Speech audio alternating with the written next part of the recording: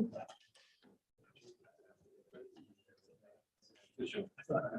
right, good evening, everyone. Are you ready? Yes. Welcome. So I'm calling the select board meeting to order on November 15th at 6:30 p.m. Then that clock says it's 7:30. It's 6:30. So we always start out with public comment at the first and the end of the meeting. This public comment is for items that are not on the agenda. So it's for items, matters that the public wants to bring forth to the attention of the select board. We can't respond because whatever you're talking about is obviously not on the agenda, but we certainly will take into account and may have it on a future agenda. And just to remind people, there's other ways to talk to the select board. We have regular office hours on certain Tuesdays. Mr. Stivers can be found regularly at the transfer station, although I did ask him if he's going to stay through the winter. He said no. And we all have emails. Everybody knows what they are, same domain that everybody else has. And so we're easy to reach. So please reach out and let us know what you've got on your mind. Okay, with that, any public comment to start out with?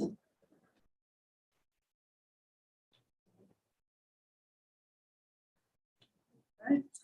Okay, so we moved up the consent agenda tonight because I want to get a couple things out of the way before we get into the meat of the meeting. So Mr. Robbins, would you mind joining us at the table?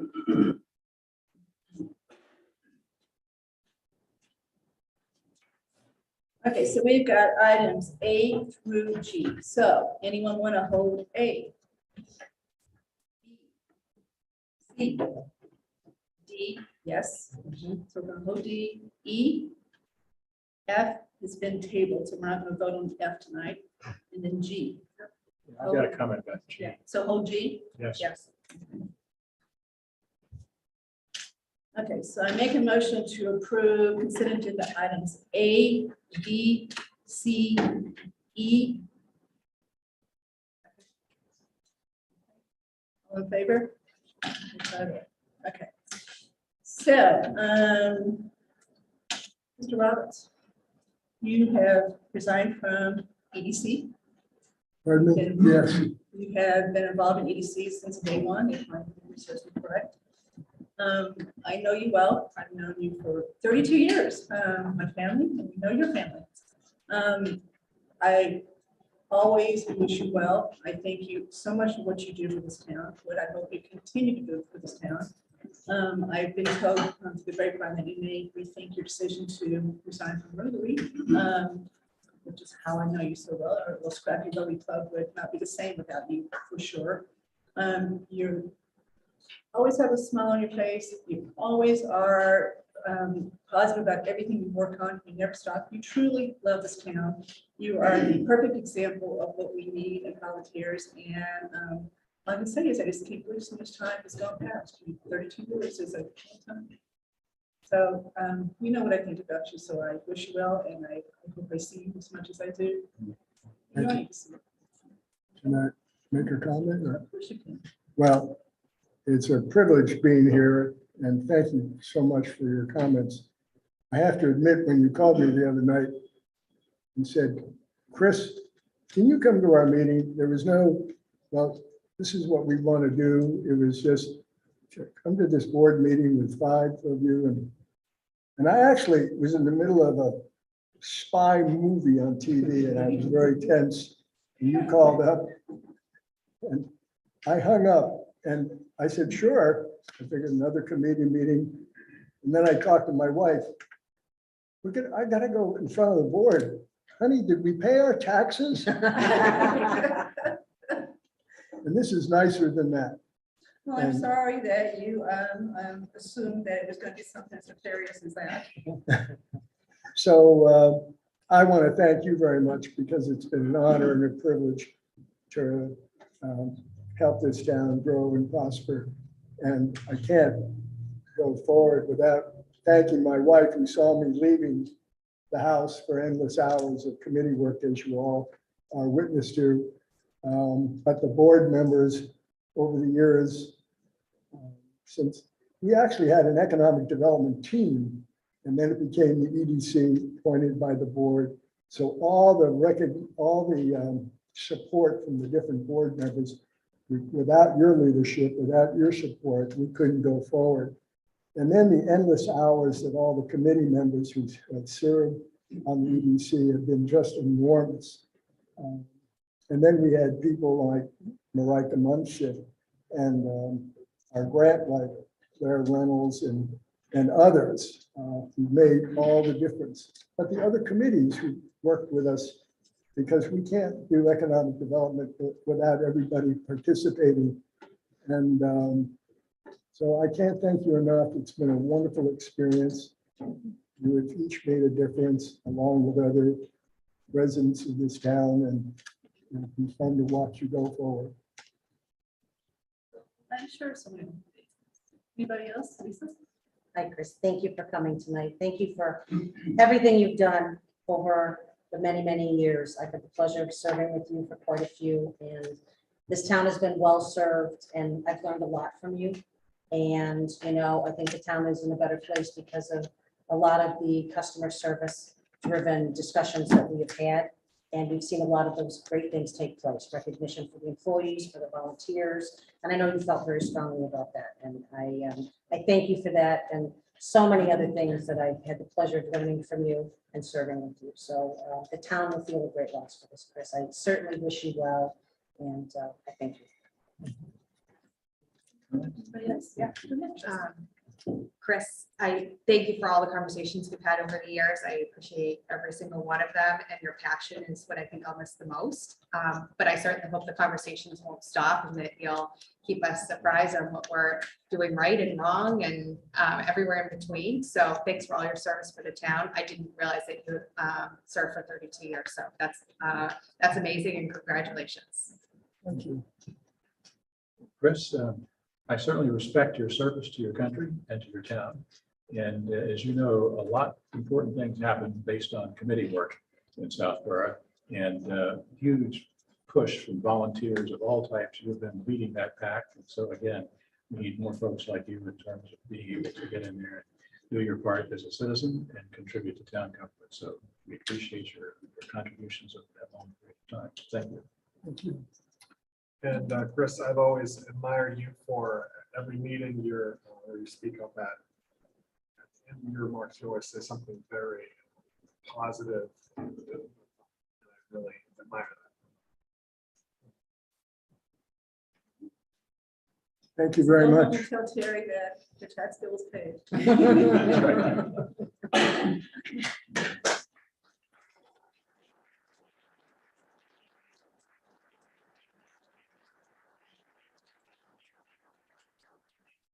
All right, okay, so who held the executive session? To vote D.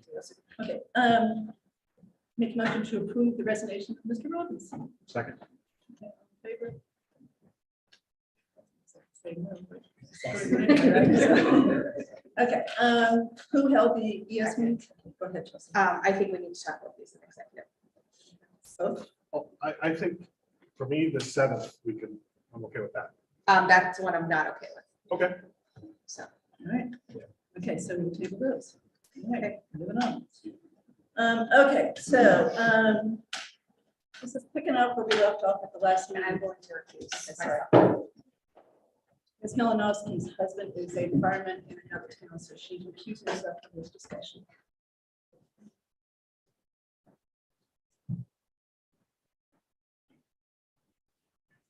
All right, so we're picking this up where we left off at the last meeting.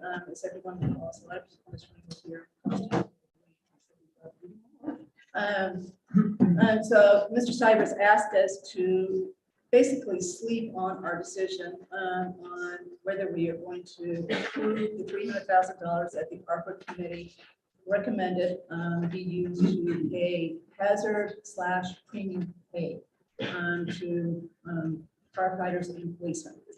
So we had a big discussion, or one discussion last meeting. We had quite a bit of public comment from various people. So we're going to vote tonight, one way or the other. And begin with this one. Okay, Mr. Stivers, you want to start out with? Thank you. And as our chair said, I'd asked for some time based on what I heard at last week's meeting, the last time's meeting. And I had an opportunity to go back and look at not only ARPA regulations, but what some other towns are doing again. And my concern, as I expressed last time, was to find a way, if we did this, to make it fair and consistent across all staff that were involved in town service during the COVID time. And clearly, we've had some additional input from various individuals since our last meeting, and I appreciate those comments.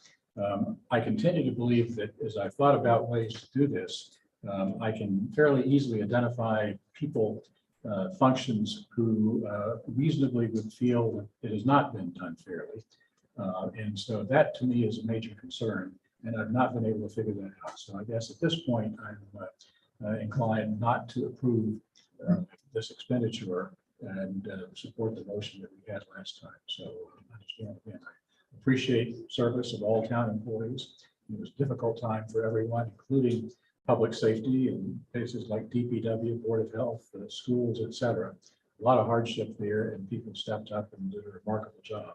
And again, no lack of appreciation for that, but I'm not eager to find something that winds up with many people complaining that they weren't treated fairly or somebody else had a better deal than they did. And that would really be unfortunate, I think. So again, to support this expenditure at this point. I agree. I think that the last 2 weeks has shown that the process of coming with a fair way of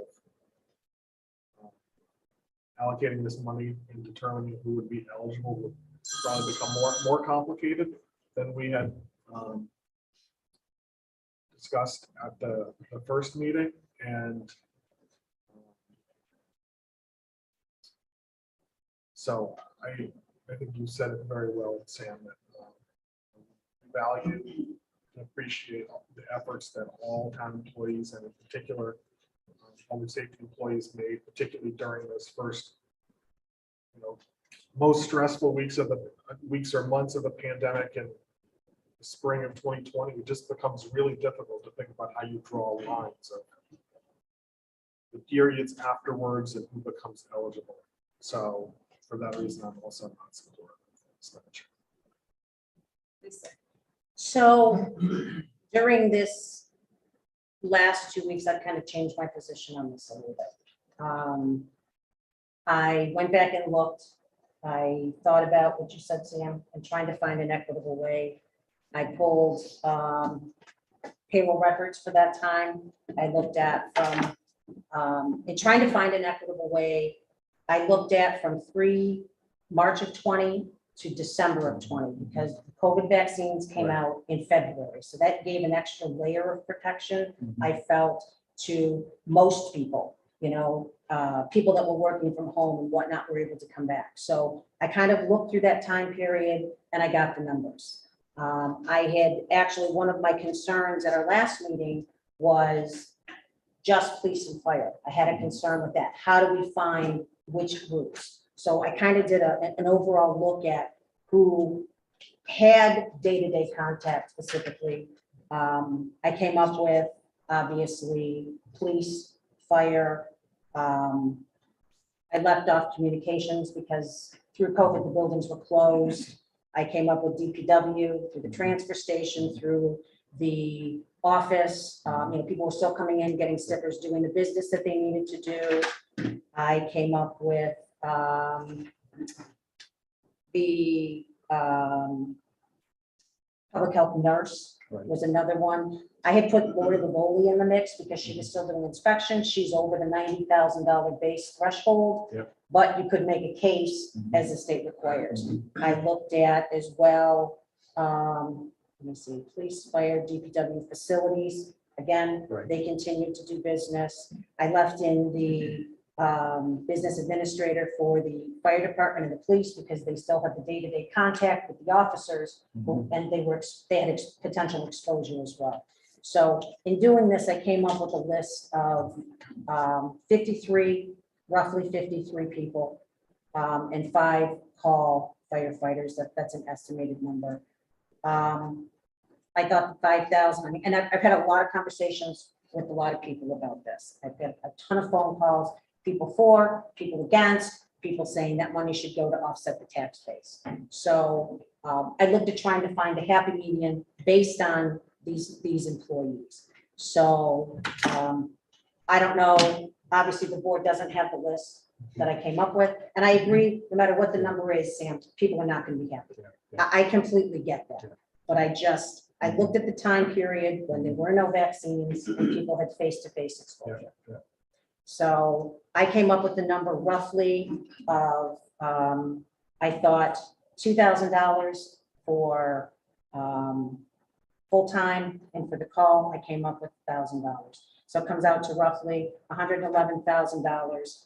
I think there's a way that we could possibly do this and also still offset some of the tax rate for the taxpayers as well. And I think people are looking for that, especially going into the next fiscal year. I think that's a big concern for people. So this was just some of the data that I had pulled, haven't shared it with the board, obviously. Not sure if the board wants to take a look at this, or, you know, if the board is just kind of in the mindset that we aren't going to make everybody happy, and we should just, based on experience from other towns as well. I looked at the salary data also, as a matter of fact, in similar exercise. And again, I had a hard time with folks who, for example, are no longer on the payroll at this point. Yeah. For example, public health nurse. In fact, there were 2 public health nurses at that point. Yeah. And so, you know, again, to me, that's not a very fair situation with them. So- Yeah. So, you know, and again, I struggled with a better way. Yeah. And I certainly understand what you did, and that does make sense, but I still come out with the inconsistency that troubles me. So, I will just say that I included David Berry, obviously, in that Yeah, number as well, yeah. because he came into the townhouse as Yeah, well, so. And again, it's the will of the board. I'm happy to share this information. We could come back at another meeting if we wanted to, or the board could just take a position on this tonight, but as of the last meeting, my position, and I still have the same mindset, that it can't be just one police and fire group. There was no way that I still couldn't just approve that, but, so that's kind of what I'm, so, sorry, Kathy, go ahead. As usual, you've done your due diligence and we've thought about this. But I have to, I don't think there's been any issue I thought more about. We've got a lot on our plate, believe me, right now. But I drive around thinking about this one. I just can't get there as far as leaving out teachers. Teachers are my thing. Yes, maybe, you know, they did a lot of remote teaching at first, but then they didn't. You had cafeteria workers that had to prepare those lunches every single day. Everybody did what they had to do to get us through COVID, whatever their job was. You know, all the people at the townhouse kept everything going. So I just can't, in good conscience, leave out anybody that worked for this town, that kept this town going, floating, and everything they did, the job they were supposed to do. Ms. Leroy, I want to acknowledge that we got your letter today, so I want to make sure you know we got it and your colleagues, so thank you very much for that. I definitely think DPW should be part of it. I think everyone should be part of it, and therefore I can't get there because it dilutes it so much, it doesn't make sense. So I haven't changed my mind from 2 weeks ago, so I am ready to vote on this tonight, see what the vote is, and then decide what to do from there. I mean, I'm not going to hold up the vote, Kathy, and I think it's important that whatever vote this board takes, that it's a unanimous vote. So go to be last as far as how the board's going to vote, because again, I'll just leave it at that. I've said what I have to say. Thank you. That's it. So I'm going to make a motion to not support the ARPA committee recommendation of $300,000 for hazard premium pay for certain people. second. Do you want to take public comment? We are, so we're going to, there's motions on the table, okay? Any further discussion from the board before we take public comment? This can be part of the section. I guess for the Lisa, it's obviously a lot of work to put together that list, and I'm sure you had to kind of make some decisions and draw some lines. I guess one thing I think of is, how confident are you that the list doesn't include, you know, one other person who is probably deserving? You know, it's hard to draw these types of lines. And I get it, the list is selective, Yep. and I get that, and, you know, I still agree, I can't with you, Kathy, that the teacher should be on there, but through ARPA, they're not allowed to be. So, but again, trying to encumber who I thought we could possibly do something, and again, knowing no one's gonna be happy with me at the end of the day. I completely understand that, but I thought at least we could do the exercise and I could Yes, try to yes. come up with something. No, and- And you're right, there's always gonna be somebody that we may say after the fact, we should have done this, or we should have done this. Absolutely, I completely agree with you on that. This was selected. Absolutely. Okay, so before we do the public comment, so we heard a lot from a lot of policemen, firemen last time, mostly firemen. So what I asked tonight is that we hear from others that didn't comment last time, at least first, and especially those that may have new things to add to the discussion last time if you were here.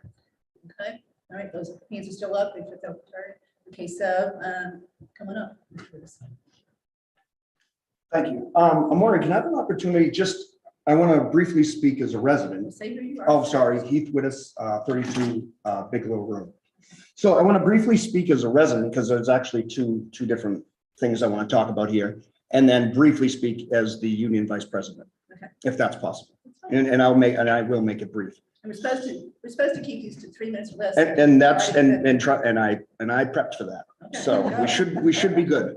So that being said, just as we all just honored Mr.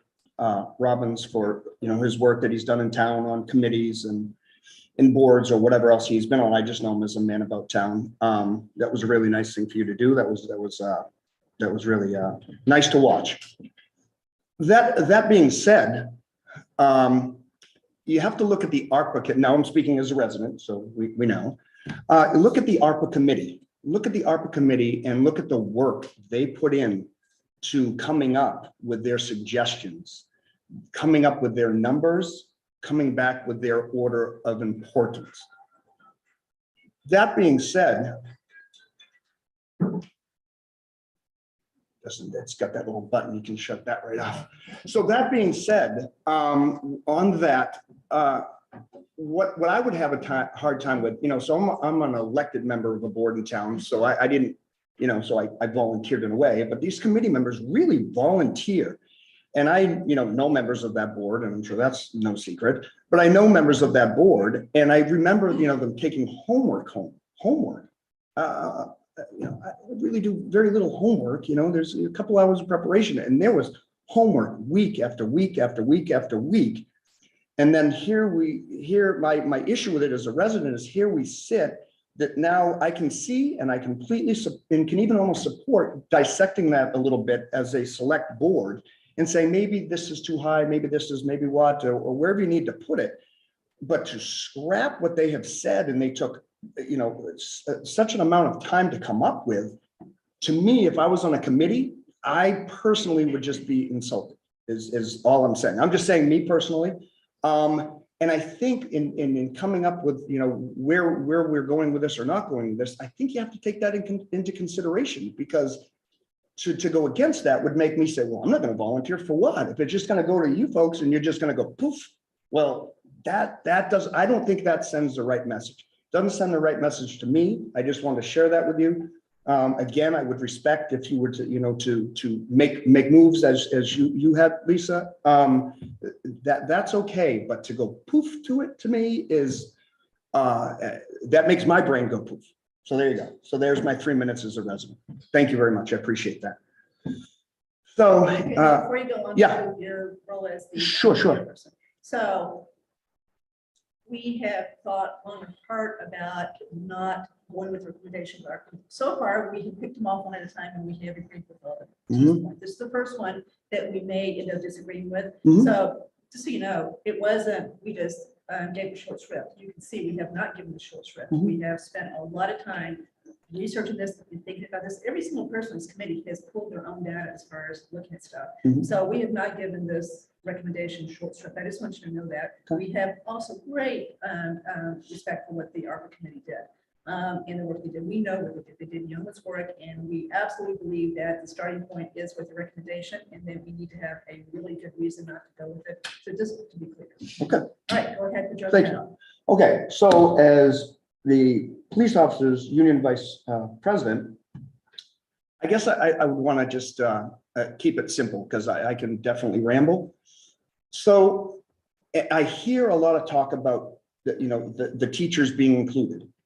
Okay, my question would be, did the teachers, as we've sent a letter, DPW has sent a letter, and fire has sent a letter, did the teachers send a letter requesting any ARPA funds? Not that I know of. Okay, so there's a difference there. And as far as I know, and there's possibly someone that might speak to this, I do know that, while teachers maybe, personally, I'll feel that they maybe do something, I do also know that they are in support of what we're seeking as well. But again, will you speak to that after? Yes. Okay, thank you. So here it is. At the onset of this virus, what did we all think? As a police officer, you go to work and you think, well, you don't think because you get so used to it, but you think, okay, there is a risk to my job. There's a risk, but you know what that risk is. It's this bad guy, that bad guy. How am I prepared to deal with this bad guy, that bad guy? The bad guy we had to deal with was a virus nobody knew anything about. So even for me personally, going into work every single day was painful. I only have 2 years, 10 months, and 3 weeks left of this job. I'm not counting, but I'm just telling you that that's what I have left. And if I had had even just another year, I would have left early just to not have to deal with that. That's how much that this really affected me. I didn't want anything to do with it. I'm a germaphobe as it is. And then to have to go into something that when every day you turn on the television and there are bodies under blankets lined up on a pier in New York with people walking in circles going, what are we doing with these bodies? Not what are we doing about this virus? What are we doing with these bodies? And then I'm going into work, spending an hour defunking the cruiser because I don't know who's been in it and who they've touched. And to do that day after day after day after day, I think that's different. And it's no disrespect to the teachers because, or anyone that had to work through it. But there's a difference. And we're not talking about giving us a bonus. We're not talking about giving us premium pay. We're talking about compensating us for a hazardous situation. In my contract, in our contract, excuse me, there is a clause for strike pay, which is also referenced as hazardous duty pay. Well, that's if we were to work a strike, we get paid double time.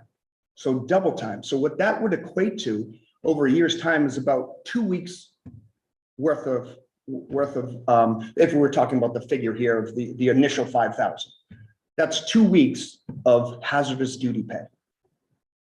2 weeks. I would say that I'm a lot more fearful of a virus that at the time I didn't know if it was going in my eyeball, up my nose, in my ear. I didn't know where it was going or how it was coming. I thought I was going to die. Instead of standing out on a picket line with some guys from the gas company holding signs going, hey, give me more money. Yeah, I'll take that every day. So it looks like something that maybe we're going to have to, moving forward, maybe put something like that in our contract, because I didn't want to be at work. I'll tell you that every single day. But for me, it probably lasted about a year of not wanting anything to do with it, but doing it just as everybody else that's here, representing the DPW, representing the fire department, representing the police. I imagine we all have the same story or very similar. That being said, then there's the risk. So if just real quick, so who in this room, right, went into work thinking that I could get COVID? That's a simple question, right? Could get COVID. Good. Yeah. Now, those that are now here representing the factions, DPW, fire, and police, actually got COVID. Just to be honest. Keep your hands up, please. This is very important, right? How many with your hands still up, and you can put them down if you really don't believe it, feel you got it through your work and your exposures at work? Me too.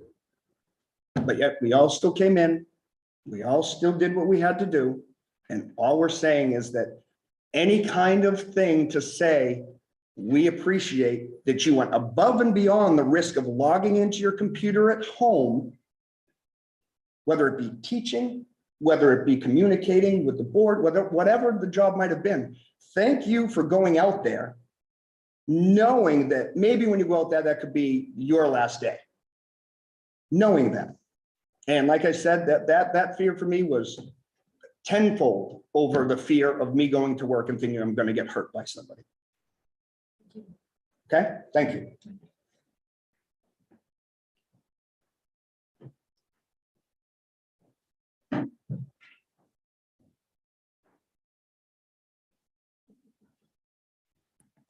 Hi, I'm Andrea Hamilton. I was the chair of the ARPA committee, and I apologize for only getting involved today. I know this has been going on for the last week or so. So I just wanted to quickly kind of clarify what our recommendations are, because I think some of it has been lost in translation a little bit, because we're talking just about the police and fire. Our original recommendation, so the way it worked was that we had recommendations for the premium pay from fire and police. When that recommendation came to us, we also couldn't figure out a fair way to say only fire and police, so we went and looked at the expanded list. And so when we reached out to Mark Purple, we came back with probably a very similar list to what Lisa has. There were 59 full-time staff members and 5 part-time staff members who qualified for this, right? So I think it's really important to be clear that there's like very strict state requirements for who can and cannot get this pay, right? And I know we talk a lot about the teachers, and I've had kids in elementary school during this, right? Like I saw what the teachers were up against, but again, they do not qualify for this pay through this program. It's just where the lines are drawn. They were not in person, right? It's a different thing. And so again, I just want to be clear that that $300,000 does represent all the employees that we came back with a list that are eligible for this pay.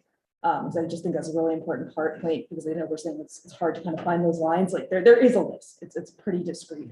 I think the only names I'm hearing that weren't on our original was probably the 2 nursing staff, because they were temporary employees.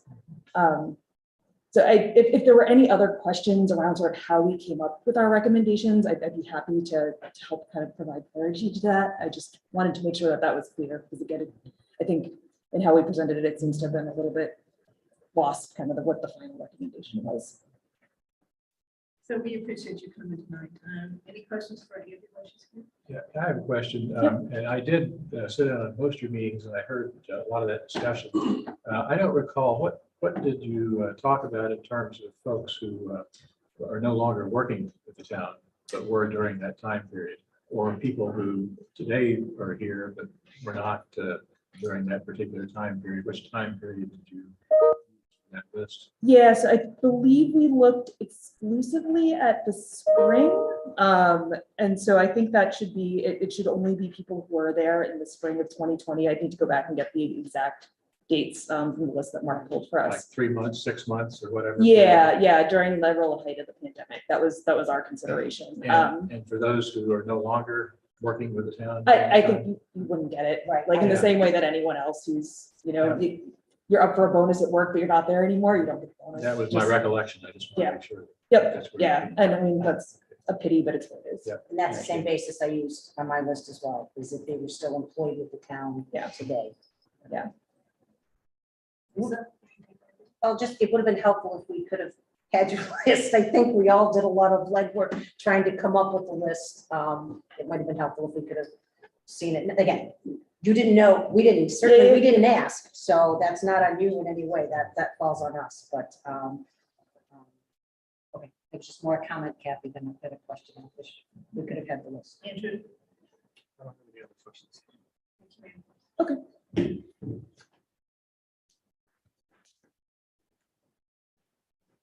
So let's do maybe one more.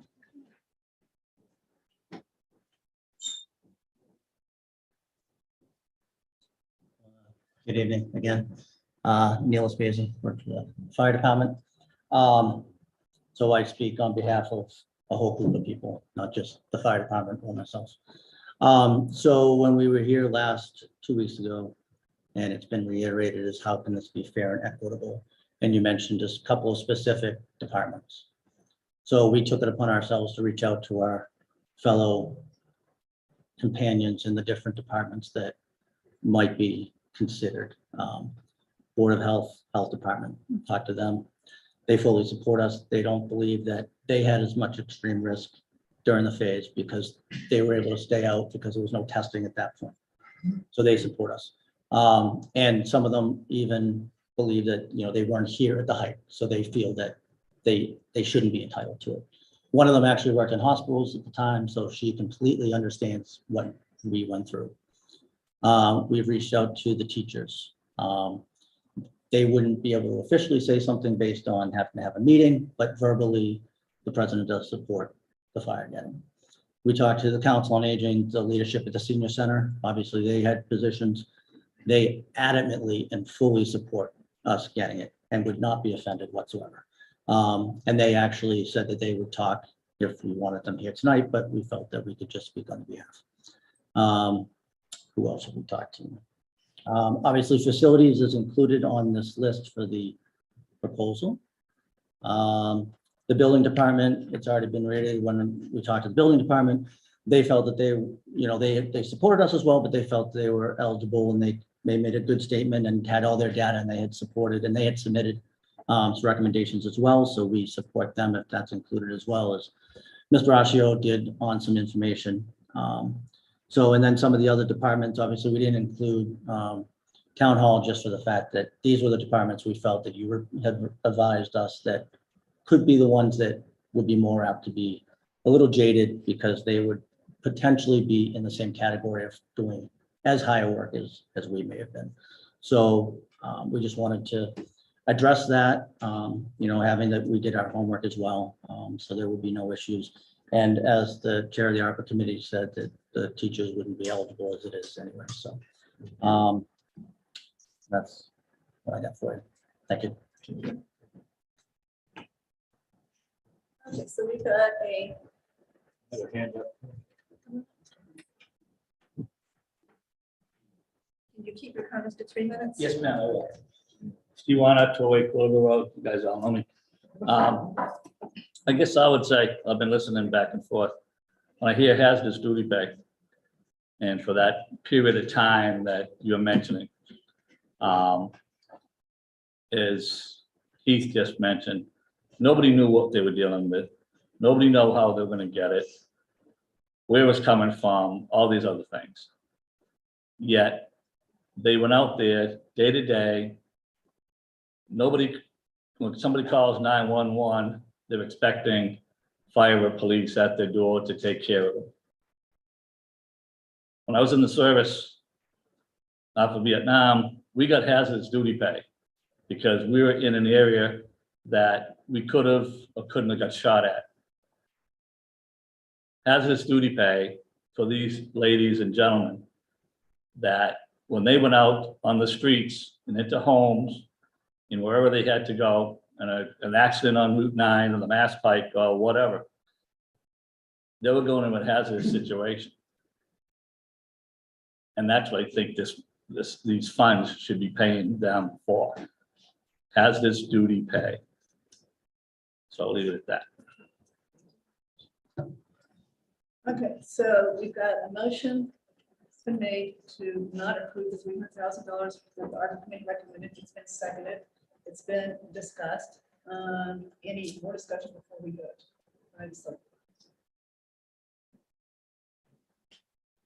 All in favor? 4-0. Thank you for coming tonight. I know this vote didn't go the way you wanted to go, and I'm sorry, but we made a decision based on what we think is the right thing to do for this particular item, and we appreciate everything that you do. Always will.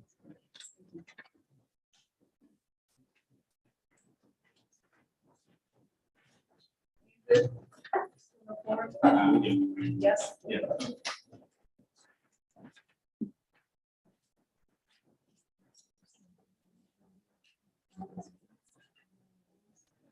I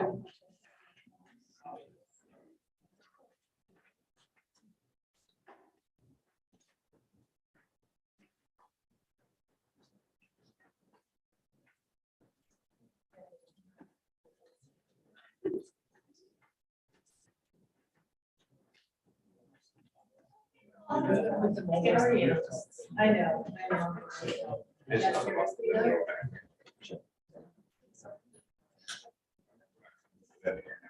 No, don't come up yet, but go ahead and call your meeting to order. 7:10. Advisory calls a meeting to order at 7:10 p.m. Okay. Mr. Portrait? Someone text Chelsea. Come back in. She would have thought she would Crowd meeting.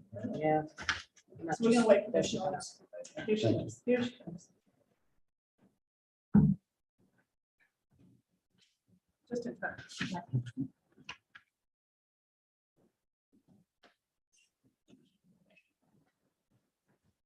So I'm going to turn this one over to Ms. Malinowski, as she has been intimately involved in this through her service on the Board of Health to tee this up and explain what we're. Okay, great. Thank you. Hi, Bill. How are you? How are you? Good. So this request originated with a Board of Health request for 16 Meadow Lane. And the reason is because as they were drawing up plans to build the house on that property, they discovered a pipe that is owned by the town, but there is no easement for the pipe on that property. So the challenge with it was, because the pipe was not known, they had to request a variance for where they wanted to put the septic system. So that's why it came to the Board of Health. And as part of this process, Karen Galligan from the DPW sent a letter to the Board of Health stating that the pipe is working. It's needed for drainage for more than just 16 Meadow Lane. It's so if you've driven up Meadow Lane, it's on the curve at the top of that road, and it does feed out onto the reservoir underneath the paved service road over there. So we did some digging on the Board of Health side, found that there was a 1975 warrant article related to Meadow Lane and requesting funding for easements related to drainage pipes, although it's unclear from that article if that's actually related to the property of 16 Meadow Lane. And in 1977, there's two easements that are recorded that are related to 3 Meadow Lane and 7 Meadow Lane. So I find it curious that those two were filed right after this warrant article. So we had council look at it, and it's unclear to council whether this 1975 warrant article was truly for 16 Meadow Lane in addition to 3 and 7 or not. It's just not documented well enough to know. And so as part of the Board of Health due diligence, Mr. Poutre and his team put a camera up the pipe so that we would know what we were dealing with, to make sure it wasn't like Swiss cheese. And, you know, if the town's going to take ownership, we wanted to make sure that DPW knew what they were signing up for. And it appears that the pipe is in sound working condition, so we were comfortable with that. So the Board of Health ended up granting the variance for the septic system to be closer to the drainage pipe, given that there's a impervious barrier or curtain wall built around the septic system. There's no environmental concerns related to that. Conservation agent weighed in on it as well. And as part of the motion that Board of Health made for to grant the easement, I'm sorry, to grant the variance, we requested that Mr. Poutre come forward to the select board for an easement for the pipe, so that we document that the pipe is there and the town has access to the pipe if needed. And town council opined that we do not need town meeting to grant a drainage easement. Very good. That was a lot. That was great. Okay, Well done. Sorry, I Mr. commented, I didn't see the video, riveting video. Really? You did watch it? Great. Yes, and there was a Did you see the frog. frog? The base Yeah. frog? That's right. This seems pretty cut and dry. Yeah. Anybody have any questions? Andrew? So sorry, Mr. Petrie, you had to go through all this to get your septic system, but That's it looks like you're about there. Okay, so Chelsea, you want to make the motion? Sure. So I move that the select board grant the drainage easement for lot 2B, number 16 Meadow Lane. Second. Any further discussion? All in favor? 5-0. Thank you. Just a quick clarification on how to move forward. We have given a draft easement to the town. We have also, sometimes when these pipes get laid, it was originally called for a 30-foot wide easement. Sometimes the pipes don't get laid exactly where they're supposed to. And that is the case here. So the pipe was about 5 feet from the edge. We increased the easement size to 35 feet so that when the town wanted to, if they had to repair it, they would not be going over land that they don't have an easement. We have the plan, which I believe Ms. Hale has in her possession, and the draft of the easement. So I believe all it would require for us is to work with, I guess, town council to approve the wording of the easement. Yeah. And then we would sign it. The town would then take it and put it on record. Is that That sounds correct? right. So- Wow, well, it's just me. Just acting as an observer here. Which way does this easement go? Who controls it and who is benefiting from it? So Trey is granting the town the easement to have this pipe that's on his land. I think the motion of the vote was just the opposite. You guys just voted to grant him an easement. Did I? Okay. Okay, so I strike the prior motion and I move that the town accept There we go. the drainage easement for lot 2B Meadow Lane, 2B 16 Meadow Lane. Second. Okay, any further discussion? Nope. Okay, all in favor? Thanks Thank you, again. Mr. Thank you, Mr. Semino. Thank you. Thank you, Ms. Mr. Hale, do you want me to work with you to Yes. facilitate that? Council, yes. Wonderful. Thank you. Have a good night. Okay, Mr. Semino, Mr. Bella and Mr. Semino, why don't you both come up to the table with you?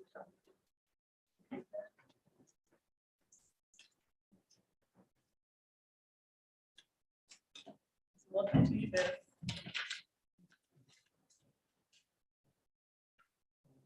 Mr. Semino is here in his role as a town moderator and partial appointer of the Public Works Planning Board. Mr. Bella is here in his role as current chair of the Public Works Planning Board. Okay, so, Excuse me, Kathy. I'm not sure that this is an issue, but we've got a quorum of the Public Works Planning Board here. yeah. So Bill, you want to? So Deb's here, Discussion? Sam's here. It's not a posted meeting. Posted meeting. That's what I'm saying, but if you're Okay, gonna just, Um, again, I think I worry that it's a fine line with an open meeting law that we're discussing the Public Works Planning Board when 3 members are present, 1 or 2 could be participating and speaking.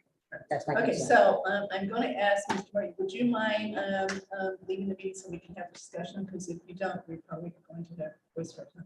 And I'm sorry. I know, I don't want there to be an No issue. point. So, Can I make a public comment when I come back? You can make a public comment after everything's done and done. Yes, so you can make a comment later. Okay? Sorry, Deb.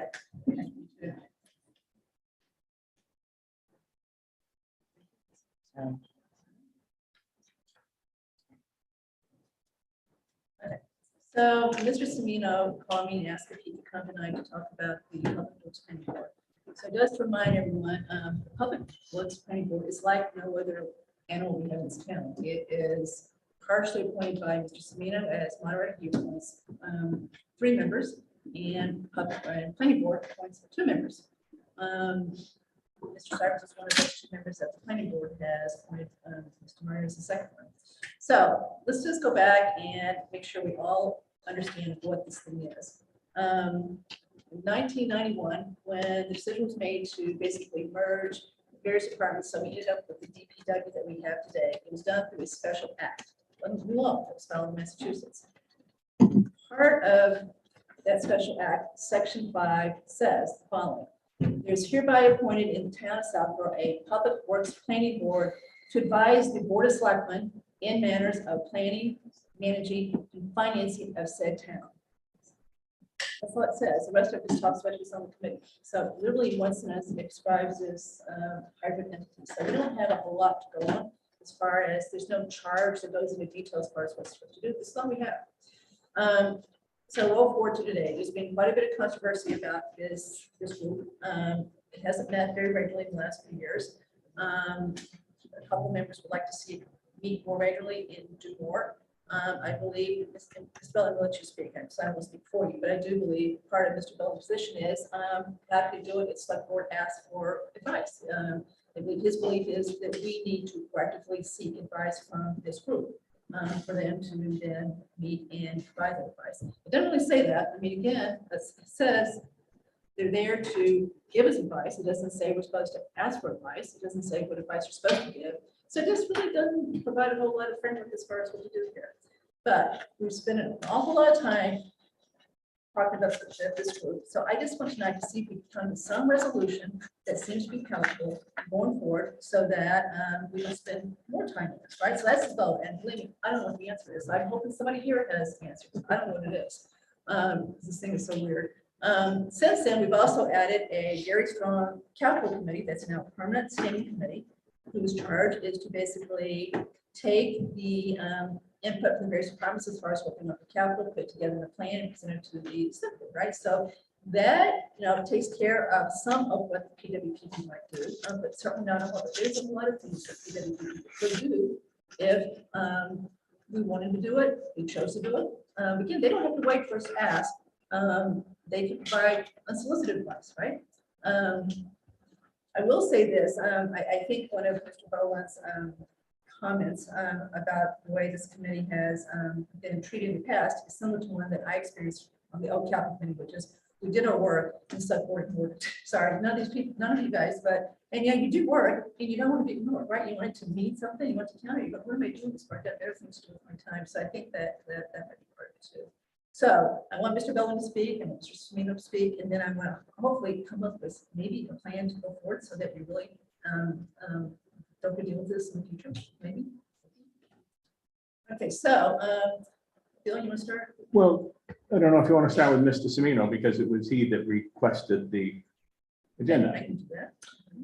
I requested the agenda item at the behest of at least 2 citizens who reached out to me insofar as their belief is that the Public Works Planning Board is deficient in either its purview or its performance or both. And I think I was specifically the chair of the former chair of the planning board was also contacted back in the spring.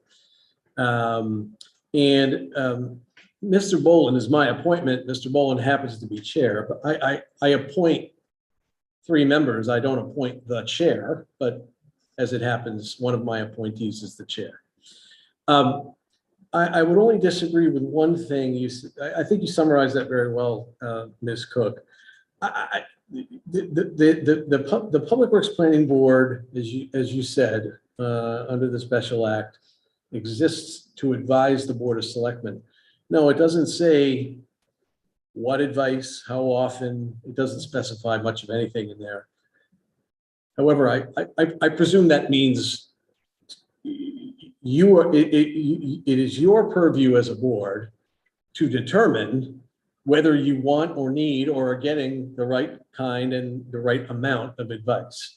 One thing I think we can all agree on is that it is not in the purview of the Public Works Planning Board to supervise or oversee or otherwise have a sort of managerial role over the Department of Public Works. And I think that's been implied in some of the communications I've received. Section 1 of the same special act is that there is hereby established a Department of Public Works, hereinafter called the Department, which shall be under the jurisdiction of the Board of Selectmen, today Select Board. So I think whether the Public Works Planning Board is quote unquote doing its job today has to be viewed through these lenses that I've just been describing. Under Mr. Boland's chairmanship, and I'll let him speak to it in more detail, the Public Works Planning Board has not acted without independently, without a specific request here or there from this board. Yeah, I personally don't feel like that is at odds with the special act. You might have a different chair or a different composition of the Public Works Planning Board that might choose to be more independent or might choose to find its own reasons to meet and deliberate and advise. But I don't know that there's any one correct way based on, as you say, the limited guidance that the special act provides. When this was first raised back in the spring, both myself and former chair of the planning board, Mr. Morris, communicated with the citizens who raised the issue that their concerns were best addressed to the select board. I don't know to what extent they attempted to do that, but when it came back around a few weeks ago, in my mind, I said, okay, enough is enough. Let's just get in front of the select board. And so that's why I called you, Kathy. At this point, I'll yield to Mr. Boland. So what would you like to know? What do you think we should do tonight to try to end up with some more meat on the bones as far as what this board should do? What do you recommend that? So if you sat in this seat for 9 years, right? So what do you think we should do to try to end up with a situation where we've got a board that functions as this one sentence says it should? Well, when asked previously by several iterations of the board to investigate things, report back their findings to the selectmen, the board has always done such. At times, as you refer to, we were both on Capitol before. We investigated something and reported back, working with the current superintendent at the time, most recently, Ms. Galloway. Sometimes people got frustrated when we were asked for the third time to look at the transfer station, to respond, yeah, we did, and nothing's changed. So, we'll look again, and they found that nothing had changed and reported back as such. And the board over time lost some valuable members because they just said, "Hey, are you just looking for us to change our answer? Tell us, it's your decision. We've reported back. If you don't agree with us, that's fine. But, there are other things we can look at if you like." But the same thing over and over. Some people left the board because of that, because they didn't feel that, it was, they felt their time was wasted. So over time, initially, when the board was established, there were many meetings because the purpose of the board at that time was to bring at least 4 elected boards under one roof, which wasn't easy. You had an elected board of water commissioners that wanted their things covered. You had an elected board of cemetery commissioners that wanted their things included. You had the selectmen with the highway commissioners. You had a tree ward So there were many, there was a lot of work and study and bringing people together to get this to fly, if you will, to get the DPW and hopefully save the town some money by not having all these different departments. And I believe it has. In time, as that went away and everything was established and working well, the emphasis went a little more toward what projects do we have that we'd like a little more advice on, whether coming from the DPW superintendent, who was a very open channel of communication. And she said, you know, I'd like you guys to look at, or maybe it came from the, you know, our complete streets policy. Okay. So we studied the complete streets policy and we came up with some recommendations, and in the end that we passed our recommendations on that. Again, we've looked at, you know, knowing that at some point the transfer station may fail or the recycle center might need to do other things. And we've looked at that. But we have not gone out and searched for trying to find a solution to something we didn't think was broken. But were every one of those cases where you did that research, were you asked specifically by the select board to do that, or you decided to do it? on your own? Not necessarily. The superintendent might have had, you know, to come up with something on complete streets or some other projects and requested that, you know, our help in, you know, looking at that, or even just at different times in budgetary things, you know, what a sounding board for her to say, you know, are we doing these things right, whatever else. And sometimes we, you know, give some feedback that, you know, in our opinion, look at this, you know, voted on by our board, not necessarily coming from the select.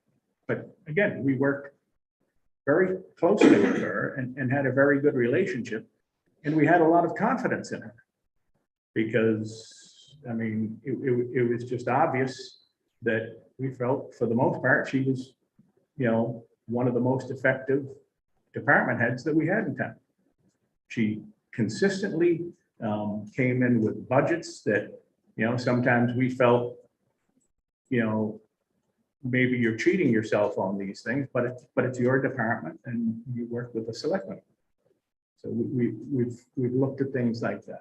And again, we had a lot of confidence in her abilities, in the consultants and engineers that she hired. That very rarely were we, you know, no one was out to second guess her. If the selectmen wanted us to look at something, if she wanted us to look at something, so she felt confident in what she was presenting to ultimately the selectmen or to town meeting, then we would weigh in on that. It became a little more tedious with going to us to talk about something, and then to the new capital to talk about the same thing, and then to advisory to talk about the same thing, and then to the selectmen to talk about the same thing. During pandemic, you know, none of the regular previous members on our board were crazy about talking to each other over a computer. We preferred to meet in person. That was not allowed or whatever, but at several, so we didn't meet unless it was felt, you know, we need to get together, meet, and come up with some ideas on these things.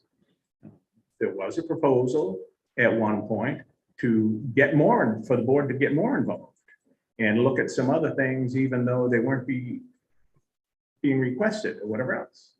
And the board voted 4-1 that we were not in favor of expanding our role. We felt that, you know, we were very comfortable with what we were doing, and, you know, we didn't want to open worms that we weren't being asked to look at, because in the end, it didn't come down to our decision. Recently, you know, we were asked to look at 2 issues. Portable Road and the water connection. Who asked you to look at Portable Road specifically? The DPW superintendent to give an opinion on that. But then, you know, was asked that we have joint meetings with Capital to do such. So we agreed to do that. And the first one on a technicality at the end, because the Capital chairman said, we don't really have time for you to have a meeting within our meeting. So we posted it as meeting at their meeting. You know, basically, nothing was our lead or that, whatever. We were following them, asking questions, whatever else. In order to, you know, we were posted as, I think, meeting with them. And that seemed to go well. There was, you know, waiting for information for further meetings.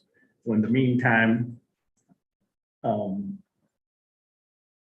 Mr. Butler was asked to look at the situation and stuff, and both committees kind of looked at, well, okay, what are we doing now?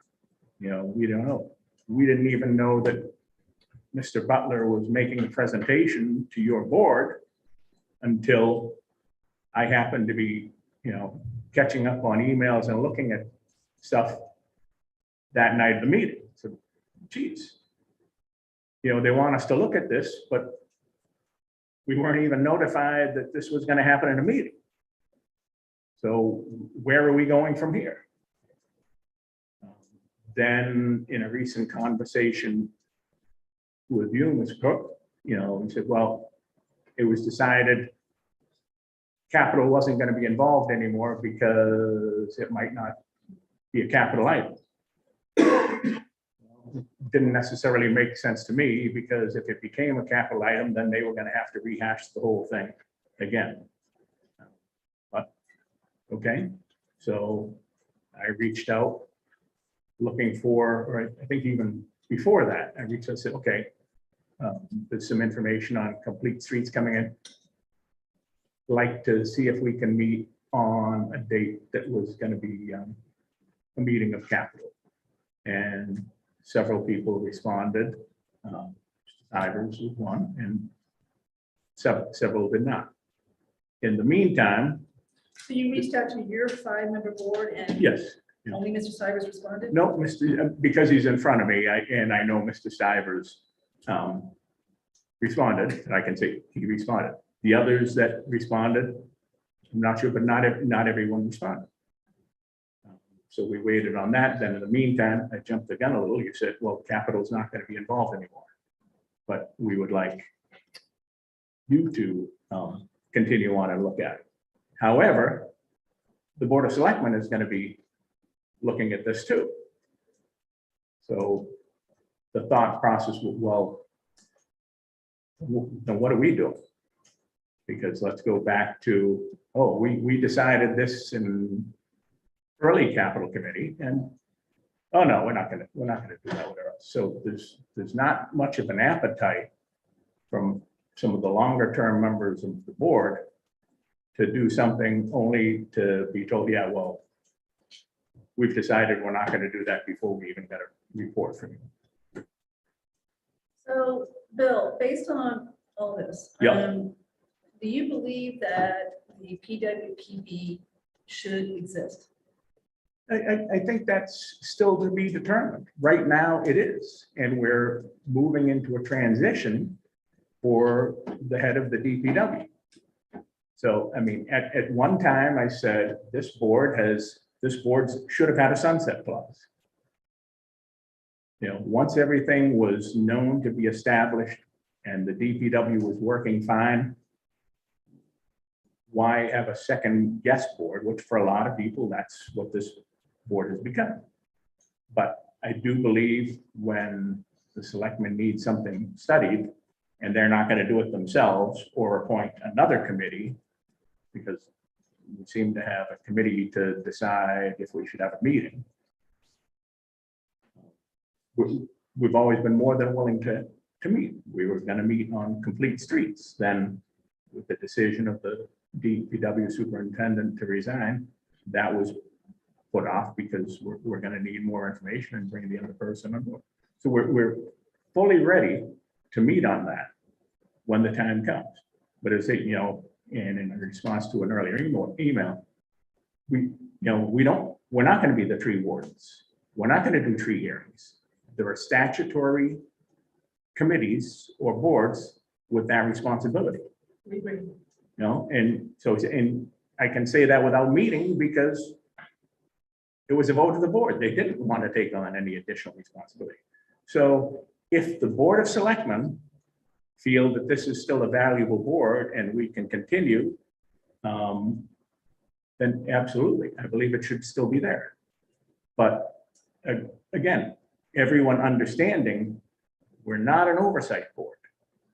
You know, and people have gotten on this committee over the years pretty much with one specific agenda, and that was to, you know, get back at the DPW superintendent because they felt they were wrong with a decision that she made. And that's, you know, you had at least 4 members on the board that did not agree with that 1%. You know, it wasn't, we had no oversight whatsoever. And any vote that we took really meant nothing other than her potentially changing her mind on a presentation to the selectmen or the selectmen agreeing with us. So is it time to propose legislation to do away with it? Quite possible.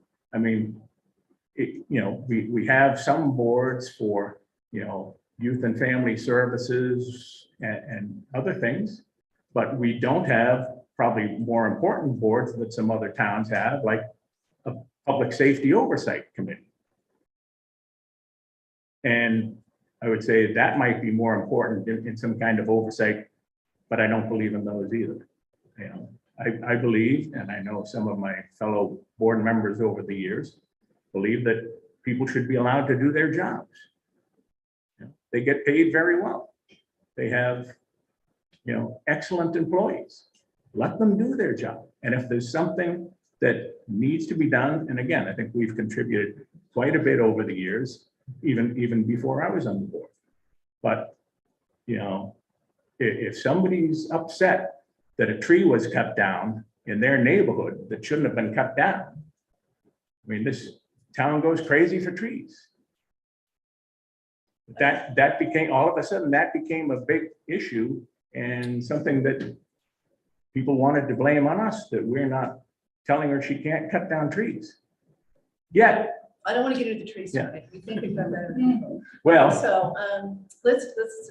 so I think that's basically up to the selectmen to start with. I mean, in my opinion, you know, I've spoken to you, I've spoken to Mr. Semino, I've spoken to Mr. Purple.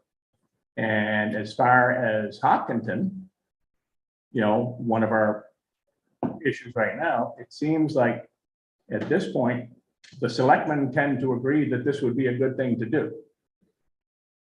So comes down to your decision.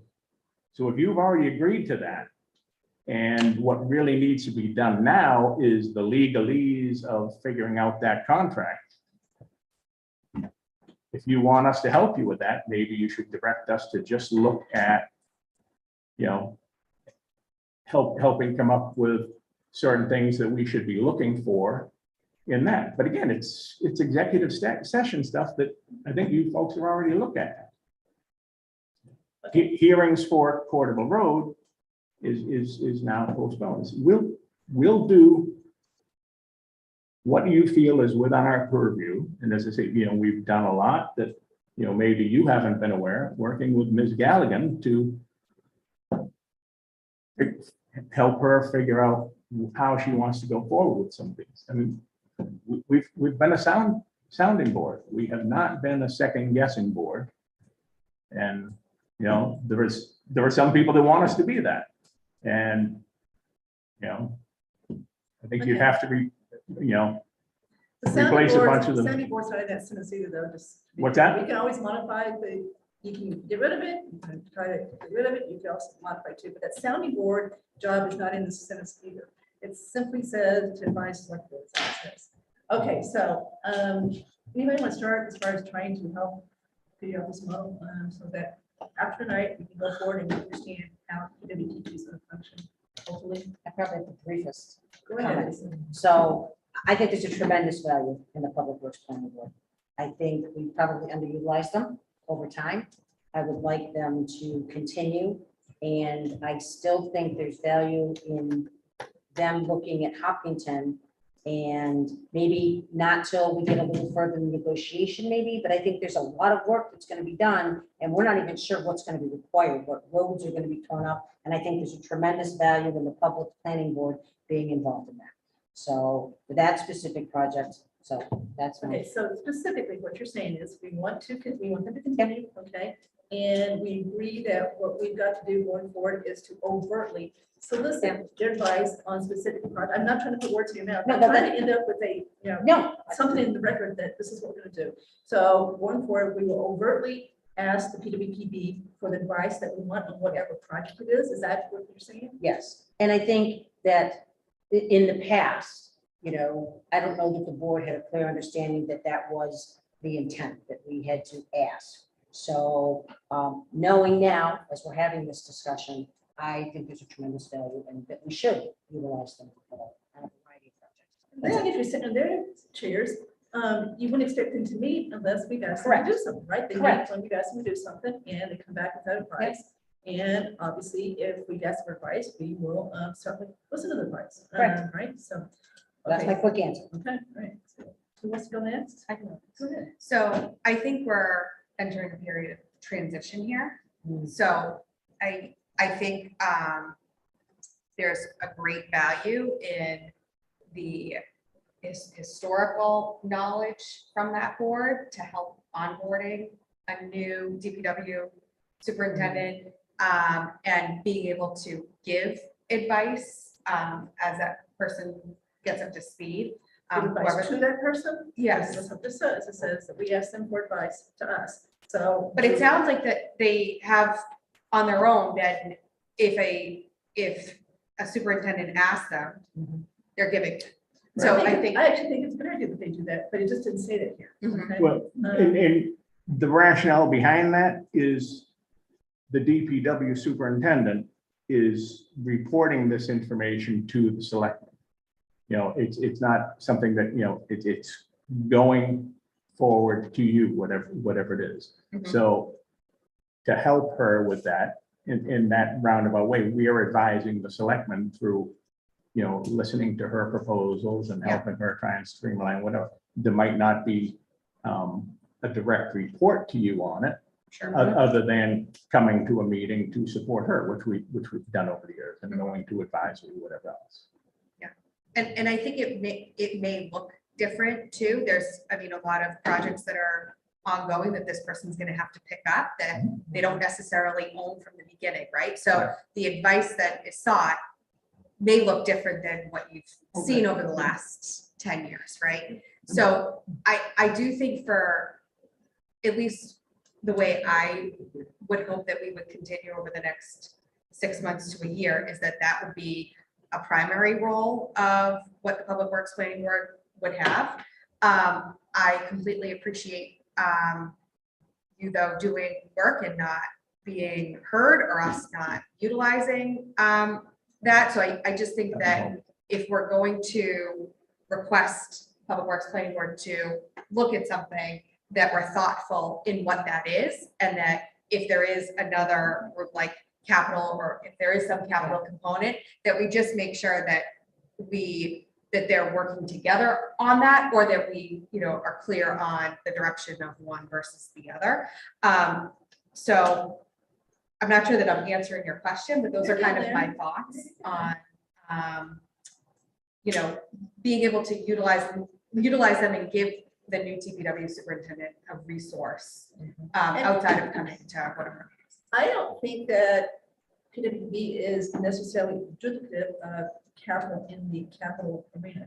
Capital is supposed to take the requests from the various departments, massage them, put them on the plans, but they don't go and tell someone what to do. They're looking for what the departments want, right? So someone's got to tell them to put the stuff on the capital plan. So Karen's been doing it, right? Right. But it doesn't mean PWPD can't be part of that process to get it on to the capital plan that then gets vetted by capital, where they're looking at the overall plan for the town, whether it fits whatever. So I don't think that those two are mutually exclusive. I actually think they work fine. Someone's got to get it on the plan. to get it, Right. And they should be the ones that are advocating Right. to, and then it's capital's job to vet it, right?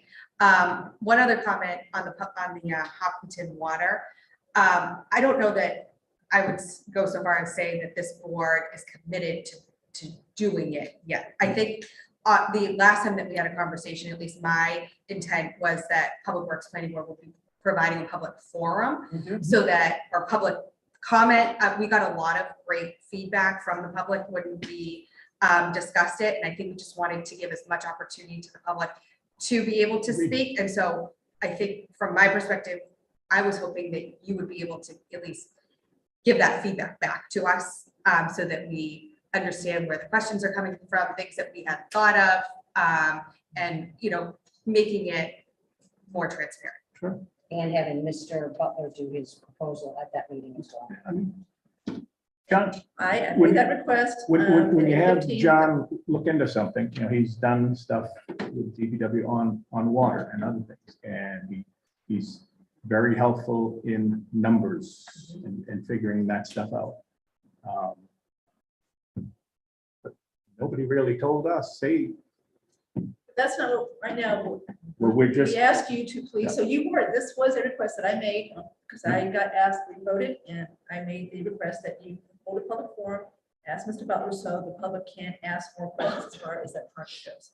So that's what I asked you to do, hold a public forum with Mr. Butler. and ask Mr. Butler to come. Sorry, you know, we talked about going forward, but I recall nothing about asking Mr. Butler. He's made his presentation, but we're certainly willing to, I mean, again, what we look to try and do is avoid duplication.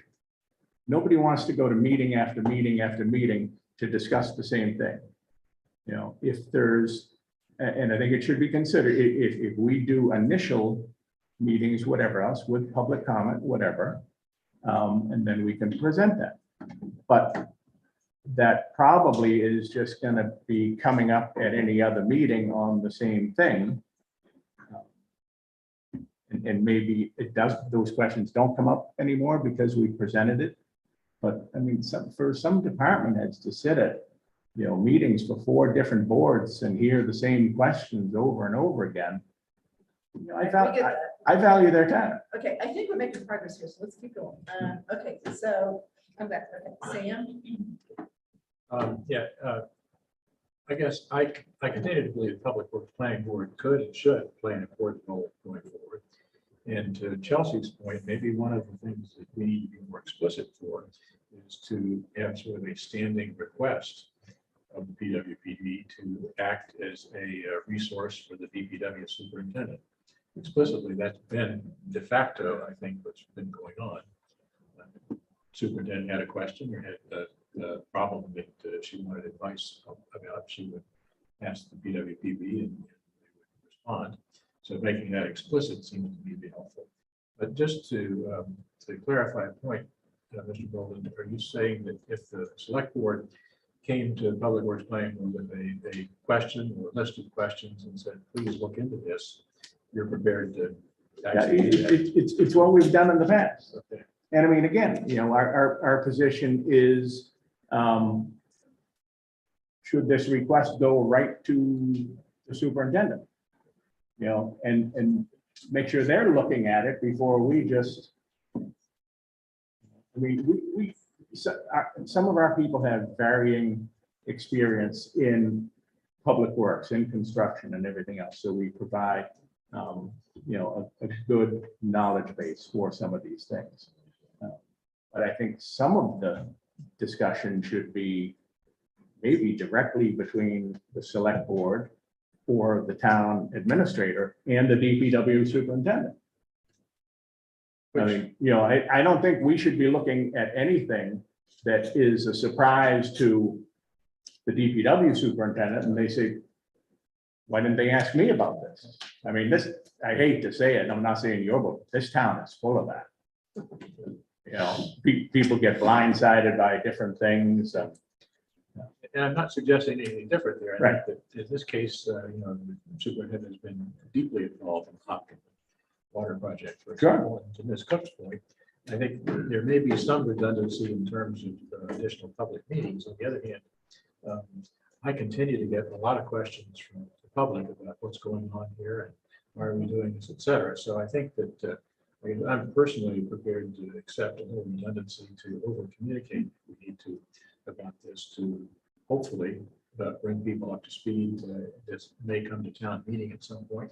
It'd be great to have the public informed about that to avoid surprises there. So, but to go back to one of your earlier comments, I guess I've not had the sense as a PWPB member for the last several years that the board is eager to manage DPW. I think it's been clear, at least in my mind, that we are, again, advisory to the select board and make recommendations, but certainly have no line authority to make decisions for anybody about anything. And I would say the previous board, for the most part, felt that way. There have, Previous to you, previous to me. previous to the most recent appointment. Okay.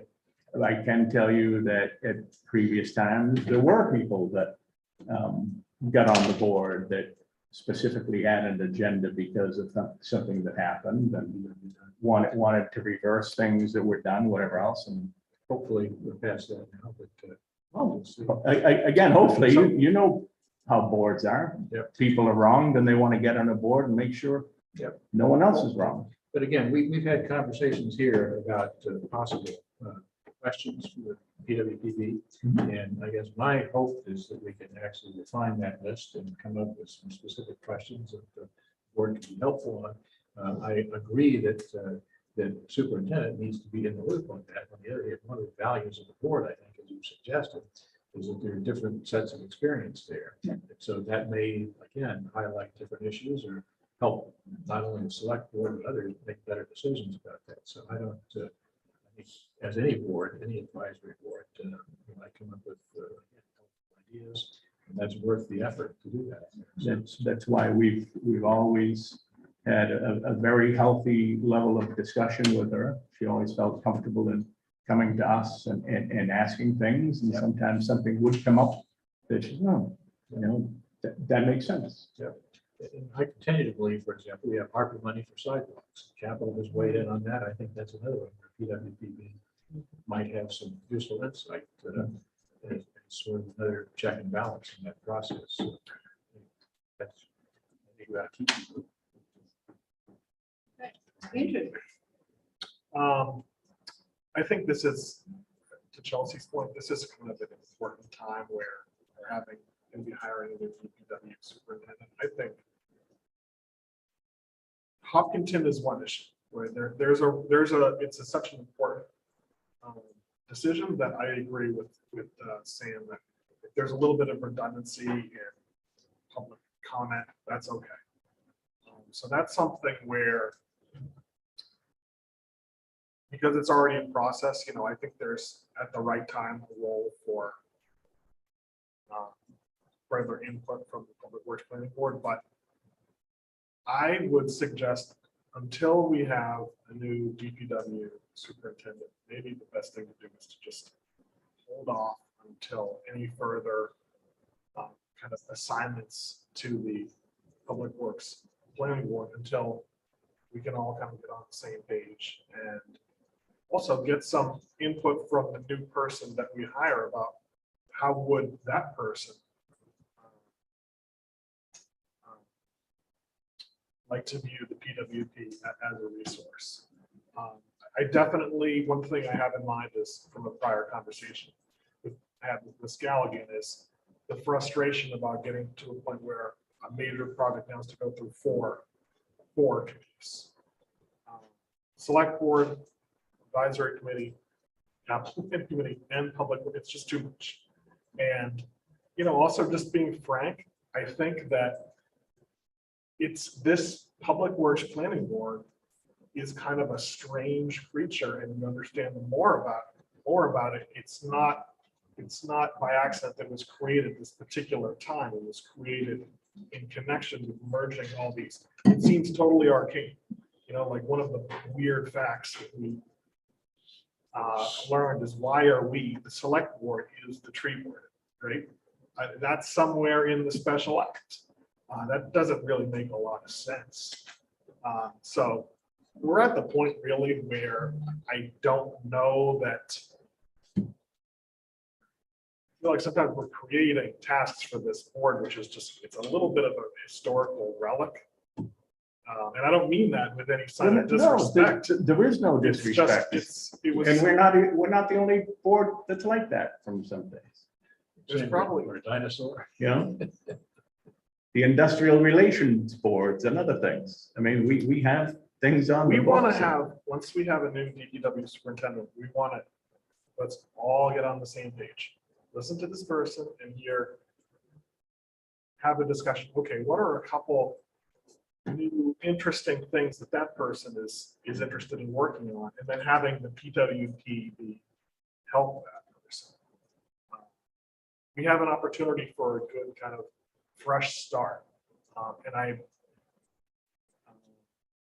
concerned that if we kind of give the PWPB in the next 4 months or so a lot of, you know, homework assignments, that it's just going to confuse the new DPW superintendent. Let's wait till that person comes on board and then have kind of an introductory meeting and think really carefully about how, in light of the new hire, the PWB can be kind of a resource both for the select board and for the new superintendent. Personally, I don't think you want your new hire coming in and saying, who do I really work for? Yes, that's my concern. That's what I'm I saying. think you want clear that, you know, this person reports to the Board of Selectmen, to the town administrator. They don't report to the planning board. They don't report to the Public Works Planning Board. They don't report to the ZBA or anything else.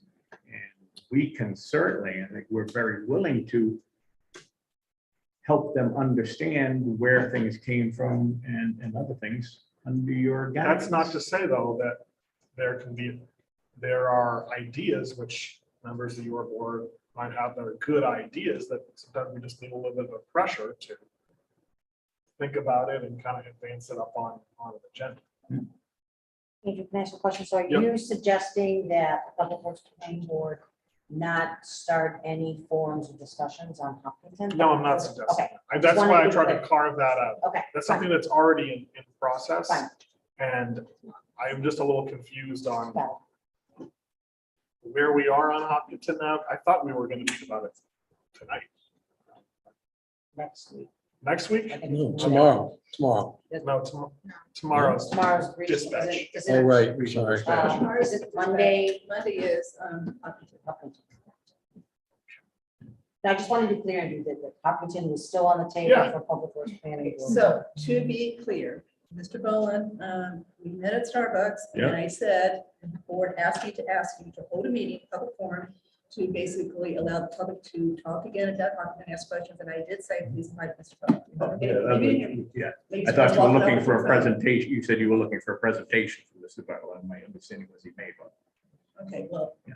okay, so let me make clear what I was asked to do, which is, would you please convene a meeting with PWPB and ask Mr. Butler to come so he can make the same presentation again that he made to us, right? And allow public to comment. So again, the public has a chance to weigh in on the project. Now, the meeting on the 21st is also going to be public too, so you can listen to that. But that's what I was asked to ask you. So if I didn't make it clear, I'm trying to make it clear right now. The Okay. 21st meeting is what? The select board has a meeting on the 21st to go to the next step as far as Hopkinton goes. And Ms. Malinowski's right. All we've done is said so far, we want to go to the next step. We're trying to see if we can put together a deal that we think is palatable to the town of Southborough and favorable to the town of Southborough that still will allow Hopkinton to solve the water problem. Okay, I don't spend much time talking about Hopkinton. So it looks to me like There's one more housekeeping element here in terms of the recent scrutiny. And Mr. Bowen is aware of this. Over the past 3 to 4 meetings that they have had, going back before COVID, no minutes have been posted. And folks have raised that to my attention as well. I raised it to Mr. Bowen's attention. I don't know if he wants to speak to that. I know he intends to rectify that. But I want to make sure that that is on the record tonight as well, because it was raised to me. I think you find it with possibly one exception. Draft minutes were always posted. Now, maybe they didn't come through as technically accepted, and they might have been, but that didn't get updated on the record. But we've always tried, you know, we had a very good secretary who unfortunately is no longer on the board. So trying to work with her and through my notes, and everything was on Zoom. They, you know, during the pandemic, we were out there. But you still gotta get your minutes posted, you gotta follow, so we all know that. Okay, I don't wanna lose this train, because I think we still accomplished some things with this, so can we at least memorialize the discussion, and maybe we freeze it for Andrew's discussion, but I do think what Chelsea said, as far as having a standing request to basically act as a sounding board for the DPW supervisor, and having regular meetings to be that sounding board, so that you literally call regular meetings to do that, meet, have the person come, make sure that everything, just like youth and family services do, they listen to that's what they do. They're a sounding board. They're not their supervisor, that they're a sounding board, but we want regular meetings to be able to act as that sounding board. So that's number one. Number two, select board will specifically make requests for specific projects. We want you to advise us on, vet, whatever. We'll be very specific of what we want you to do. But that'd be the second tier of what we ask you to do. That sounds to me like a reasonable thing to think about once we get, if we agree with Andrew's session, let's wait till we get the new person hired, he or she, okay, discuss this with them. Okay, so they're on board with this, and then finalize this so that we really think we've got a plan to go forward to make this functional. I'm looking at you saying the direction on it, so. That sounds good to me. And just so you know, as the chairman, I have had plenty of discussions with the superintendent over the years on, are there some things we need to be looking at for you? You know, should we convene a meeting, whatever else? So We're talking regular meetings, you know, once a month, whatever, where, you know, the Well, I sounding would- board, the public. I think I'm not going to agree with once a month, that we should have once a month meetings. Because there just is not that much as if we were a planning board, historic Bill, society. I've got the list of stuff she's got going on right now. It's a huge list, huge. So I don't see how you can say there's not always going to be talk about. She's got more going on than any department in this town probably, besides maybe the schools. So I can't believe you can't have a regular meeting where there's just a robust discussion about all kinds of projects. I mean, it's a laundry list. But so just to that. I know what's it's up the- there.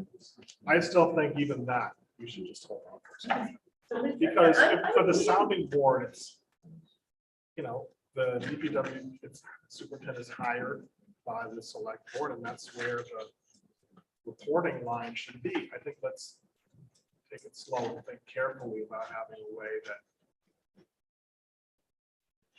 this sounding board kind of concept can be really, you know, helpful and productive to the next superintendent. I just think it's so important to first get through every new person and really communicate to that person, we want you to be successful. We're going to help you be successful. How can we put in place a structure to be successful?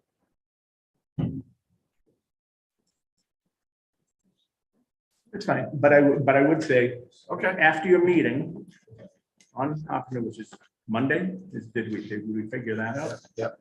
You know, if I can, I'll come and see if any board members want to come with it, so we know where we're going. And Close to me. where you want us to go from there, if you've made some decisions or other things that we find between that. And we'll post a meeting after that meeting to see, because at last, you know, we were waiting for the next bunch of information on. Is that executive or open? Can't do it.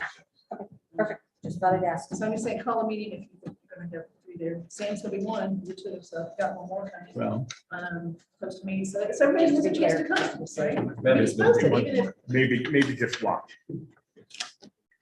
well, post it, and that way everybody's got a chance to come. Okay, so, we agree, we're gonna table this for the moment, but we're going to basically remember what we said tonight in our minutes, right? As far as where we may go with this, once we get the new DPW supervisor. Yeah.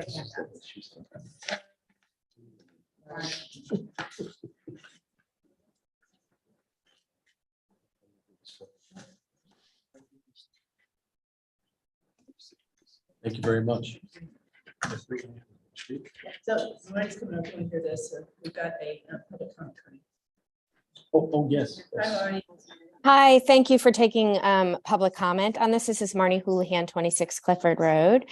I heard this discussion, just perspective. Mrs. Cook, thank you for bringing this to the select board. I think what's very important and imperative here is that the reason why there's public scrutiny, we've all talked about it, is that we've been challenged as an organization, as a town, in the way that things are managed. And so I think we need to actually find a chair that will be proactive. I think a proactive chair, much like you've demonstrated, Ms. Cook, is someone who is able to take a list on, to proactively manage it, to set agendas, to move forward and progress discussion.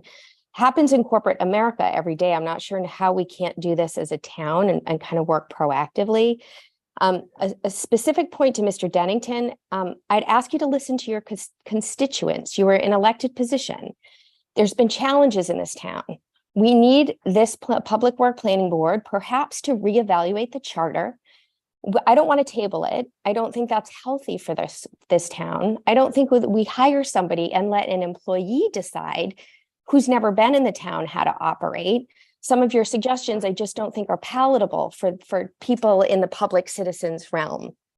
So I think I would highly recommend, I appreciate that this is a topic of discussion.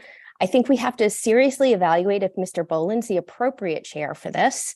We need someone who will proactively and help manage our town through this difficult situation that we're in.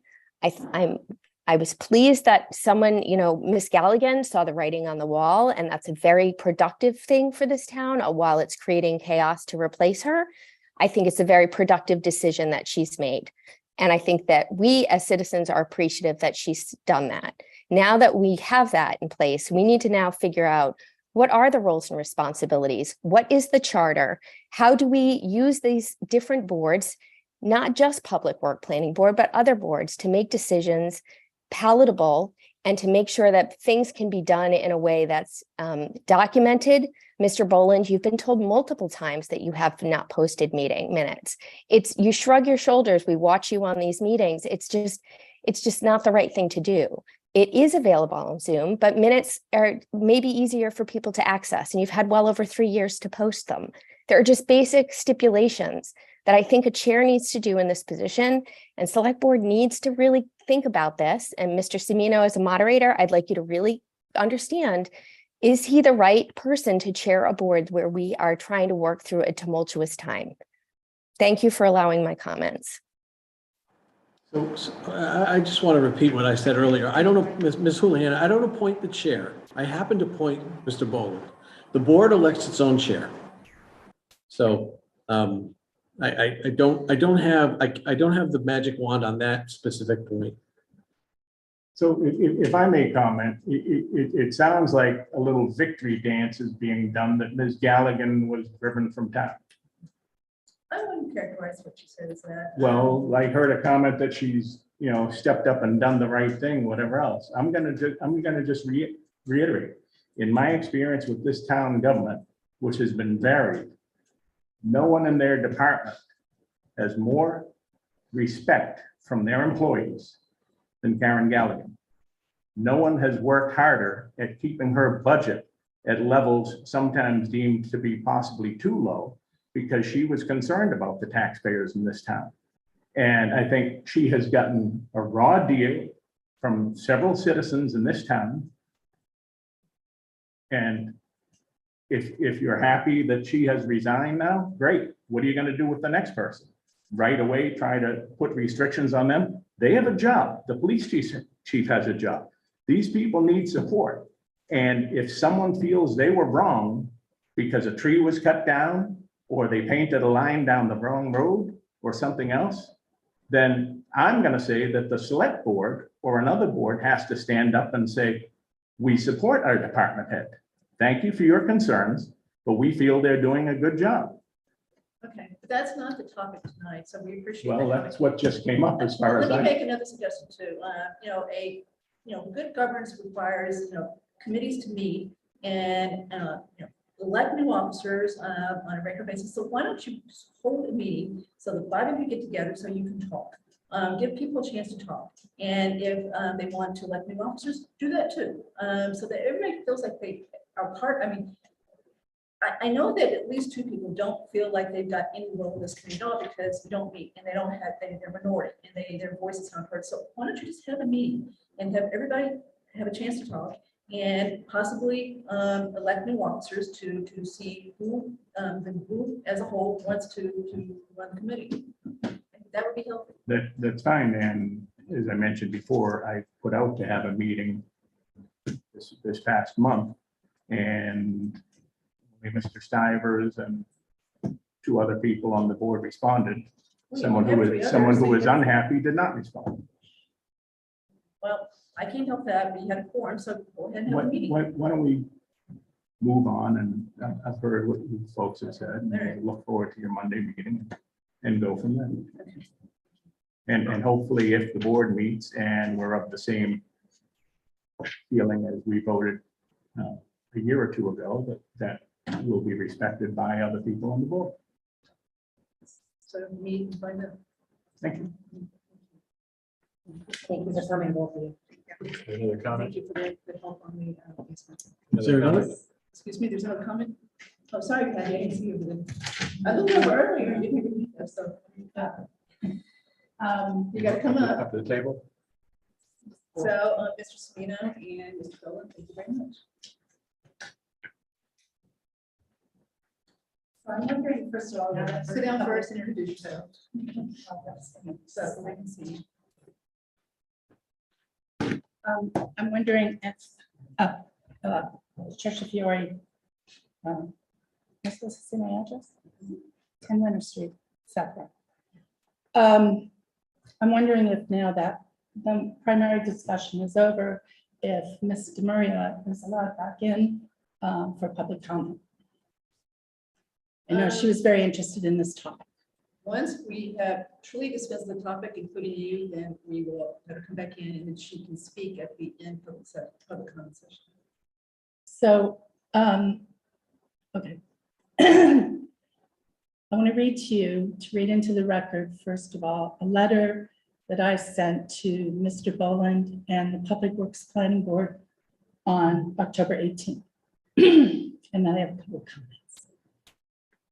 Mr. Boland, I'm writing to you in regard to minutes from public PWPB meetings.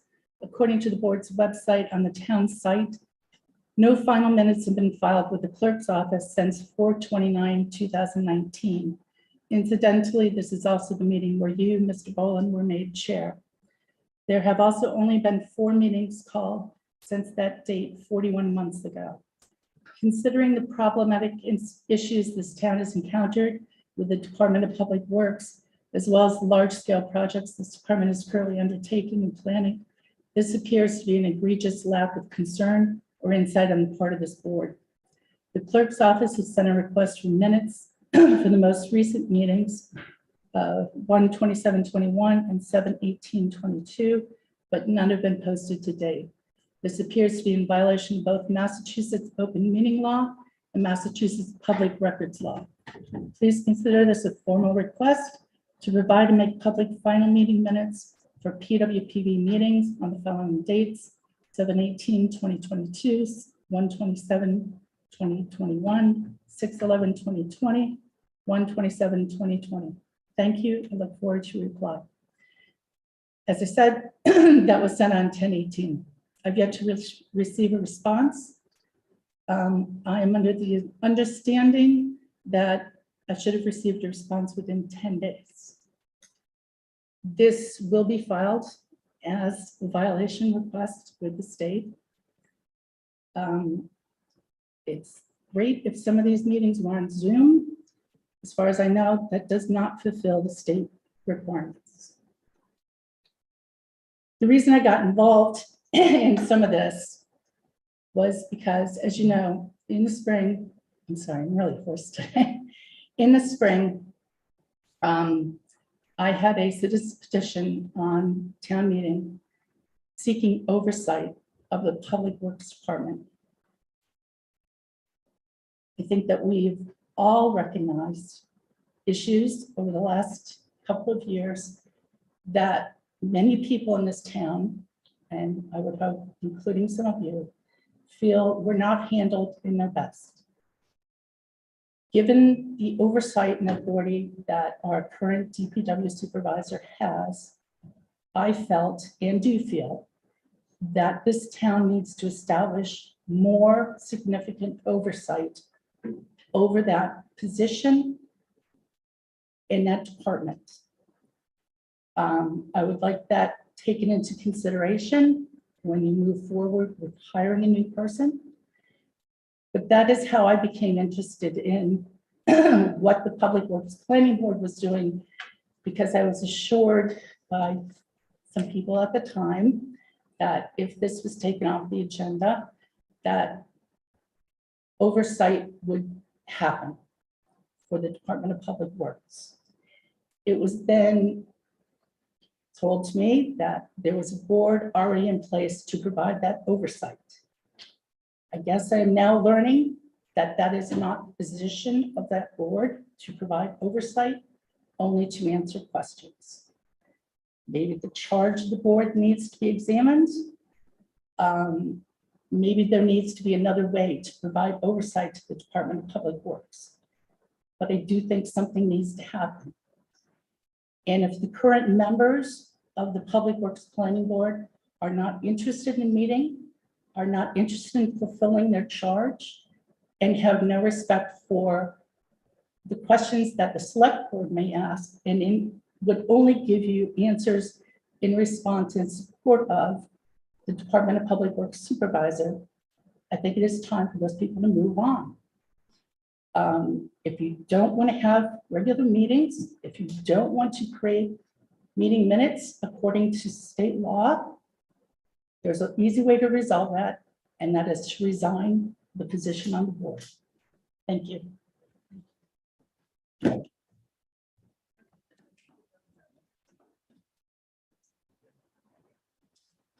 All right, advisory committee, we're gonna move up, so Brian, you're willing to wait?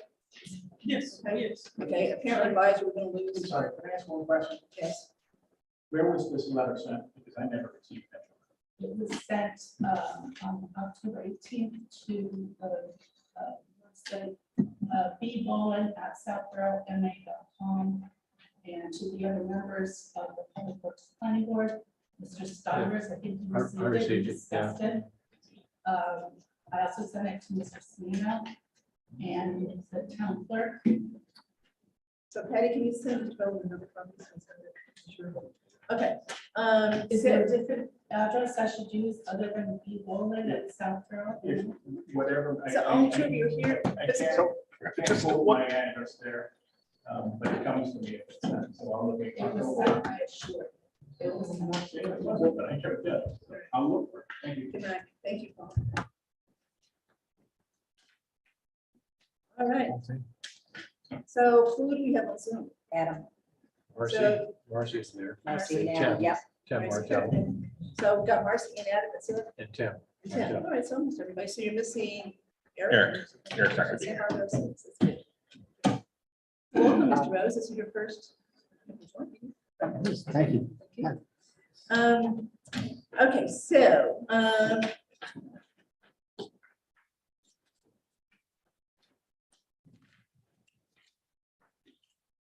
okay, so the goals of tonight's joint meeting with advisory are broadly two things: to agree on the budget process for fiscal year 23, and to agree on the date for the January joint meeting between select board, advisory, and certain departments that we are going to pick.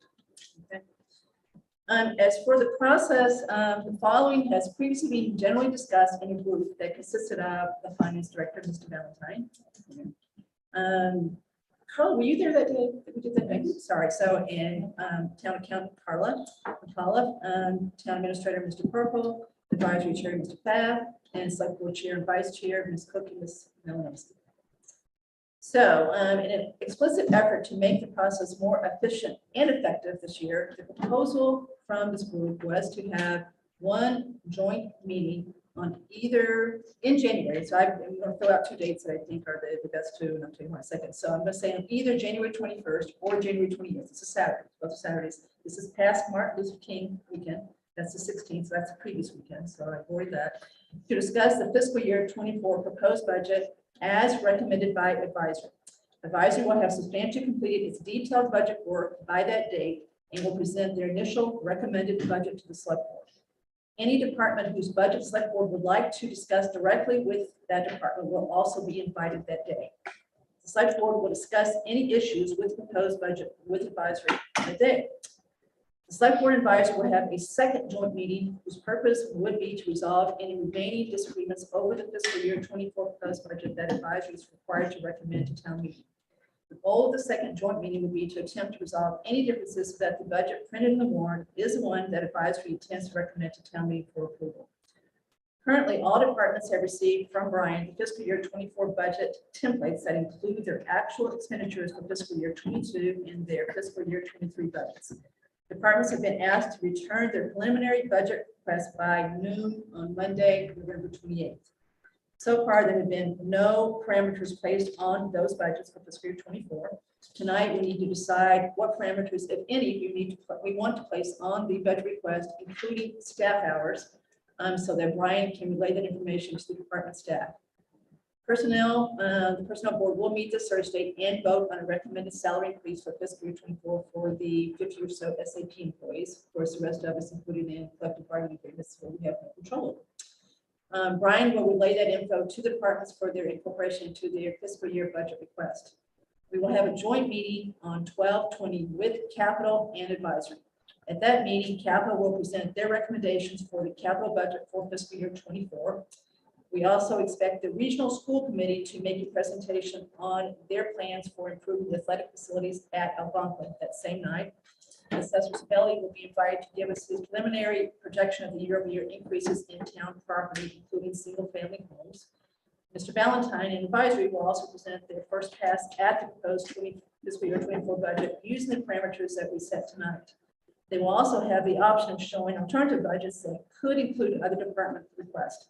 After we hear the presentations on the 20th, the select board will then determine that night the departments they want to meet with on either the 21st or 28th. So that gives departments almost a month to get ready, right? And be notified.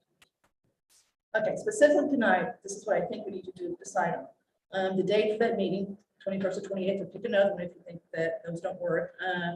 And then the parameters, more importantly, the parameters for the budget prep, including the ability to add, everybody hear me, add new hours, whether that means a new position or the addition of hours to an existing part-time position. We've gotten, I think we received 2 budgets so far, and the first one has a full-time position in it from a part-time. So we already got one back that's trying to do that, right? So if we decide to limit the ability of any department to add any new hours, positions, et cetera, do we also want to allow departments to submit an alternative budget that reflects additional hours where there is a strong belief that the additional hours are crucial to that department's ability to function effectively? So that's a question to everybody. Any other parameters, including level funding, that is no change in overall budget, level service. Level service tends to be what we do every year anyway, so I'm not sure we have to ask for that. That's what they do. They're just assumes, they got to stick with what they normally do and not ask for anything new.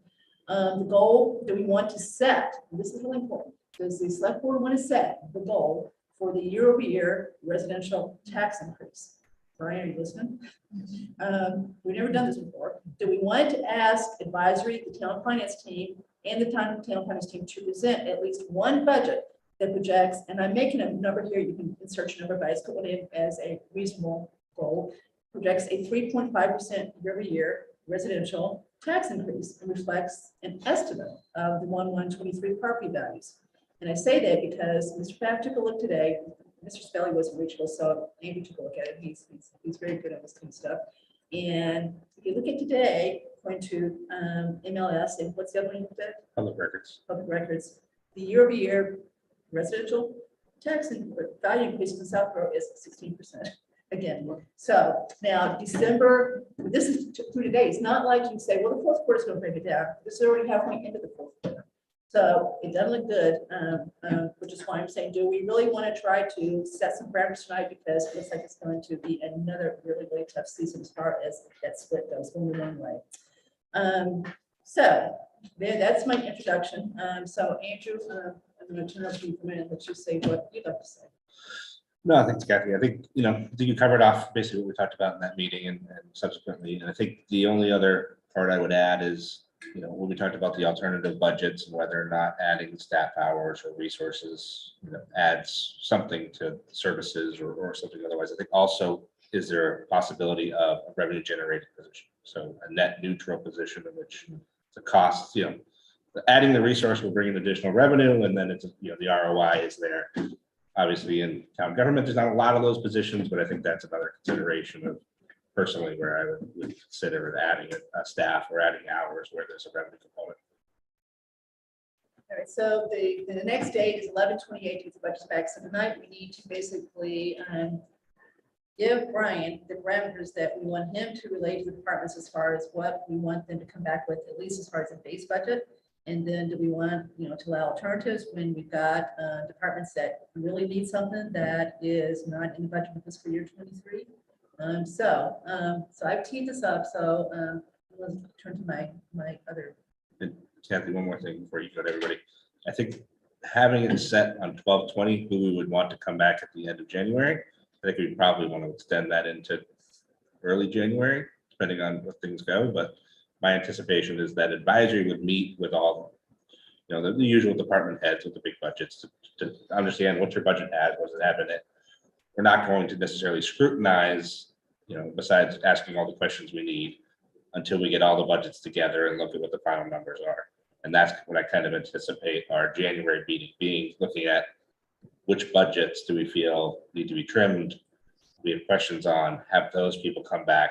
Some budgets are just going to be, okay, we increased whatever the SAP increase was, level service, but we had to come in and talk about what would they do in the future and kind of what we do with the narrative. So I think having those meetings at advisory, select board can certainly watch those or attend, but hear the messages from all the departments and then have them come back in January if there's any budgets that we need to further refine.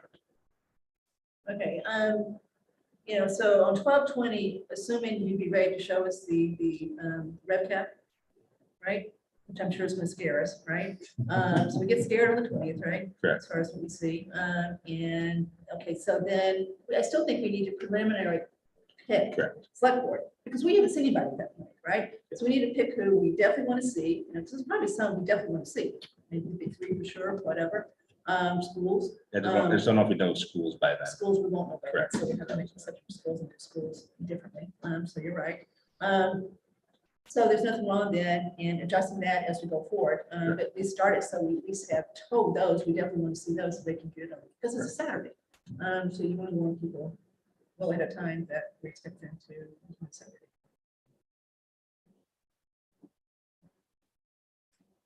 All right, so let me go this way, then I'll turn over you to comments from advisory. Sure. Okay. Chelsea. So a couple of comments. Do we have an idea of what we are going to use as our starting point for free cash? And I'm looking at Brian. We have, so as you know, free cash was about 1.9 this year. Yeah. Higher, which is good news. I think at least our opinion, the 4 of us, was that we were going to use about 1.3, and the reason for that is that it's a historical average. And then the rest was going to be discussion for maybe a stabilization fund, capital stabilization fund. Okay. Something So like to that. be clear, you're proposing, because we've talked about this for one time, starting to stabilize things. We've got $610,000 or so in stabilization fund. We haven't added anything to it in years and years and years. So we really don't have much of a stabilization fund. So is now the time to truly start looking at things that bounce, that cause us problems, like free cash. And say, we got a healthy amount going into this year. Do we want to, take off a piece of that, build it into a stabilization fund, and start this year? Or is this a terrible year to start? So I don't think we should decide that tonight. I asked starting point, but I didn't say end. I think we got to really see what this looks like and then start making. I just want to make sure we all know where we're starting at when we come out on the 20th and we have a bad number that we're increasing. So you say the four of you two, Mark and Paul is 4, okay, so you pick 1.3 is Or even capital, even directed capital, from the capital would be another option. But I personally something don't along those care lines. what you call it, as long as they're, so I've come around, I've come a long way from, saying, okay, so I agree. Okay. So second point is, are we all in agreement that we would use ARPA to offset capital only? I'd say we're in agreement that we use ARPA to offset one-time things, of which Right. capital tends to be. Okay, an that's obvious fair. one. Yeah. So Okay. I just say I brought it to one-time things, so we don't Okay. bounce the budget. next Okay. year. Okay, and I think this is going to be a rough year for the operational budgets. I think we're gonna see the swing is gonna be worse than what we had last year, and I think we just need to be really conservative in whatever number we decide to do for the swing, and probably 15 or 16 is probably the minimum that we should go. So I think in doing your models out, we probably should look at like a 14, a 16, and an 18, just to see. Okay, 14 and 16 at a minimum, and you could decide. No, I agree with you. I think Paul had originally mentioned a 12, and I don't think no. I think it's just gonna confuse things, so I'm with you. I think 14, 16. I agree. Yeah. So I think it's gonna be extremely difficult with let's call it a 16% swing. And whatever recommendation personnel board has, we know it's difficult to keep people, right? Like we need to, but they're gonna come back with some number that has to go in there, right? It's gonna be extremely difficult to add a position this year. I think the one thing we can do tonight is at least take a stand tonight on that piece of it. Don't change your mind. Right. But take a stand, because I think that message has got to get through. Yeah. I think it has to be an extremely compelling reason to do it. And even with that, I don't know that that's going to be able to fit into this particular budget. I just, even with having some potential relief from ARPA, on the one-time capital, I just think the operational budgets are just going to be difficult for us to absorb. So I'm anticipating a tough. So do we want to tell Brian that we want to see that first round of budgets, no matter what, the budgets that need to be submitted, the first one has got to be with no new hours, no new positions, period. And then if they want to submit a alternative where they make their case for whatever they need, that's fine, but we've got to have one that is. So I think anybody that's gonna ask for new hours or a new position, I would request that we see them anyways on the 21st or 28th, whatever date we end up on. So I think it does make sense for us to have both versions and have him work the one without new hours into the. Does that make sense? Yeah. Anybody? So we, that will leave everybody out. Okay, so, anything else? I don't think so. So this preserves the ability if a department or department head wanted to make the case, they can make the case. Yeah. And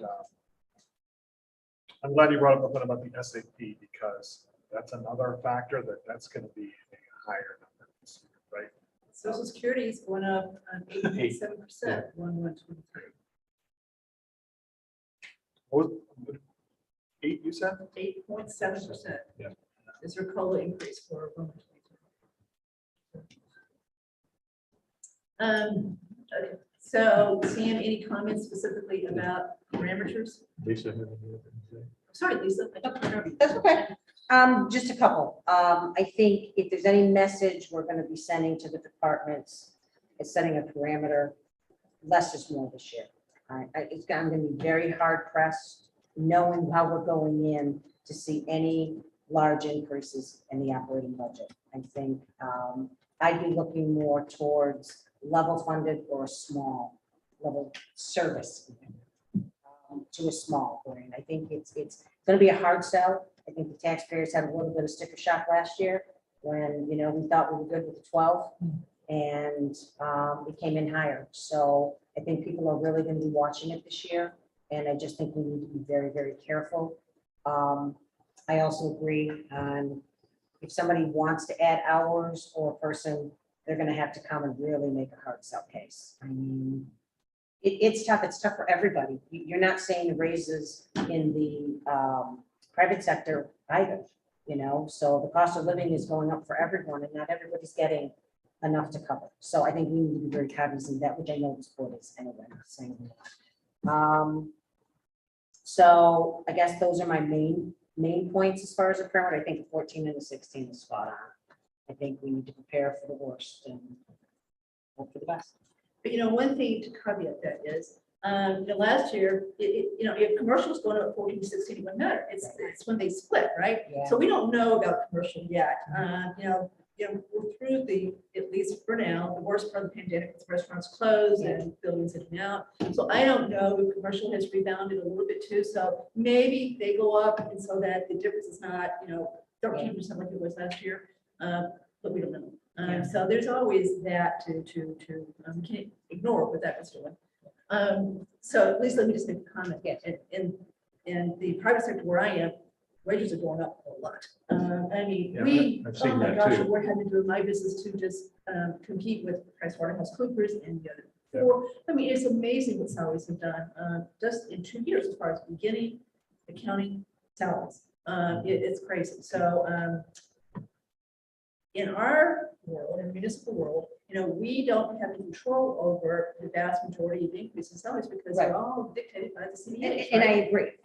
My point was, Kathy, that not everyone in the private sector is getting the raises, maybe the grocery store workers or whomever. It's not everybody is getting the 8.7% COLA or whatever. There are some that aren't. So we just need to be, and again, this board always is, and I'm not saying we're not, but if I'm setting a parameter, that's where I'm looking at it. That less is more this year. If it was every year, we say this every year, but I think we're really facing some hard challenges this year.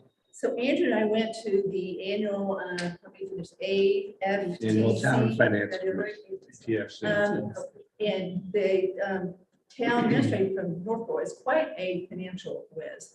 I mean, that he really is not, so he was one of our keynotes, right? So we went to his breakout session and he said, he's all right. You just got to assume it's going to be 3.5% as far as your overall budget increase because that's your salaries. Your salaries, all salaries. You got these contractual increases built in there. Personal board's going to be at least 3. Let's just say that. At least. I'm giving that away, right? So you're starting at 3% no matter what, unless you're going to cut something. And we tend not to do that. So, we're talking about a 3% increase, and they were talking about the split on top of that. So that's why this is really hard to say, Brian, you want 3.5%, please, year over year. It's going to go, yeah, right, where? So this is really hard because we just have some built-in stuff that you can't even about. I just wanted to add one comment that the other cost item related to the personnel board this year is the implementation of the salary study. That they're presenting and voting on Thursday. So, that's not another going dollar down. item. That's not going down. That's No. going up. The price is going to go up. So, I would just add, that's my mantra for this year, less is more. Sam. Thanks. I appreciate the bleak outlook certainly, and I think 14, 16 of the split is right way to do it. On the other hand, I mean, sort of like the boy who cried wolf. I mean, as Lisa said, every year, this is a terrible year, blah, blah, blah. I guess my concern is that, A, you gotta send the message that it's a tough year and you don't encourage people to look for new ways to spend money. I don't want to inhibit people thinking creatively, new ways, new things, et cetera. So I'm personally interested in hearing thoughts about people who have ideas about doing things differently. And maybe if it makes use of a new hours, new position or whatever, I guess I'd like to hear that and understand what the potential might be. I think to Andrew's point, if somebody comes in with a position that says this person is going to generate, 3 times their salary and revenue for the town somewhere or other, I think that could be a sensible conversation to have. So clearly, we're going to have to make some hard decisions down the road. But on the other hand, I'd like to have more expansive consideration early on in the process with the message that this is going to be tough. And we got to do ourselves, get more hours or more bodies here.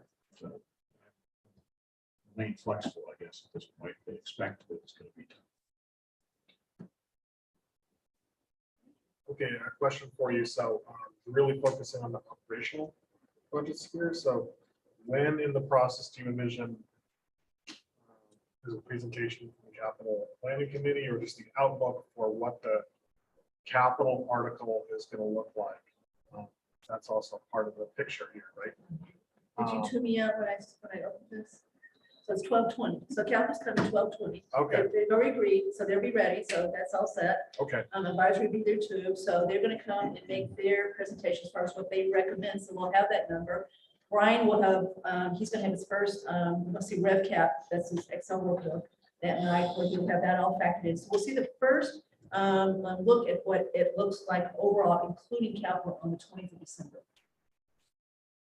Just in time for. I apologize. Happy holidays.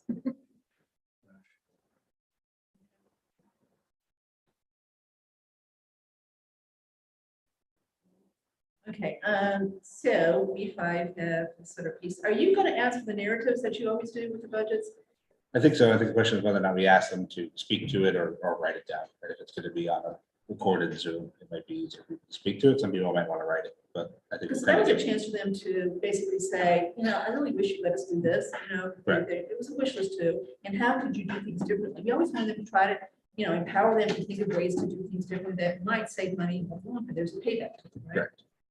So just to add to a couple things I had on my list too was, I think each department head's going to take a hard look at the supply cost line items. So energy, fuel, all those estimates need to be as accurate as possible. 'Cause I think those ones are ones that are going to fluctuate and just carrying over the number, as we see already with electricity from this year's budget. We're going to be here. And then with inflation, it's probably a good idea for us to look at our fees again.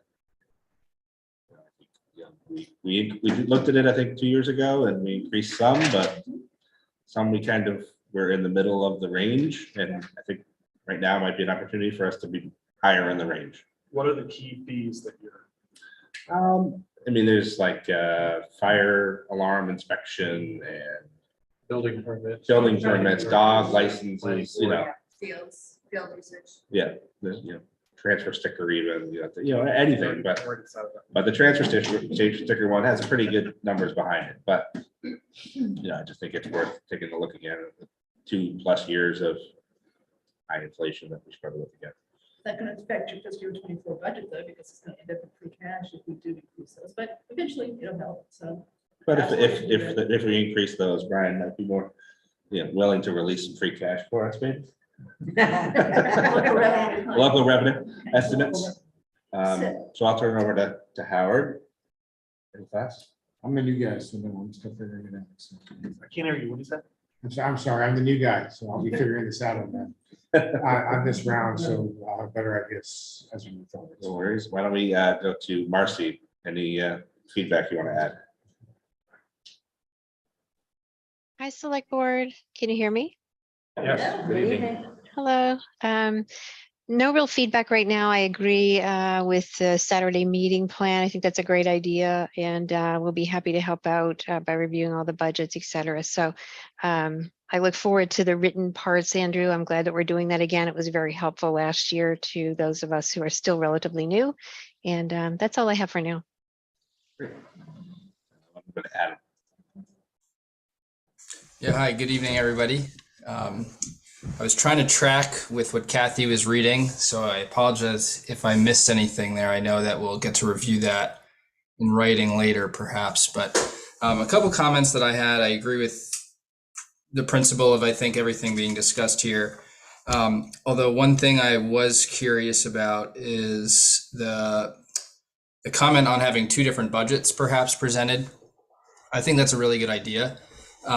One of the things I was thinking about is if we want to set a particular increase in the budget based on what we expect, is reasonable given inflation and operational costs rising, and hold each department to that level, but then also a second budget that maintains a level of service, not just a dollar figure, because I do think people in this town really appreciate a lot of the programs that are put on, and it's part of what makes this town so great to live in.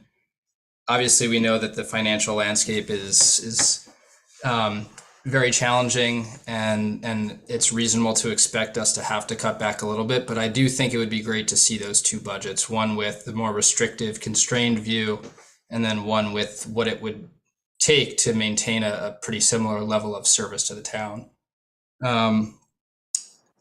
The other notes I had, I think it'd be helpful in the budgets that we get, at least that advisory sees, if we can also see what grants are helping fund some of what they're doing.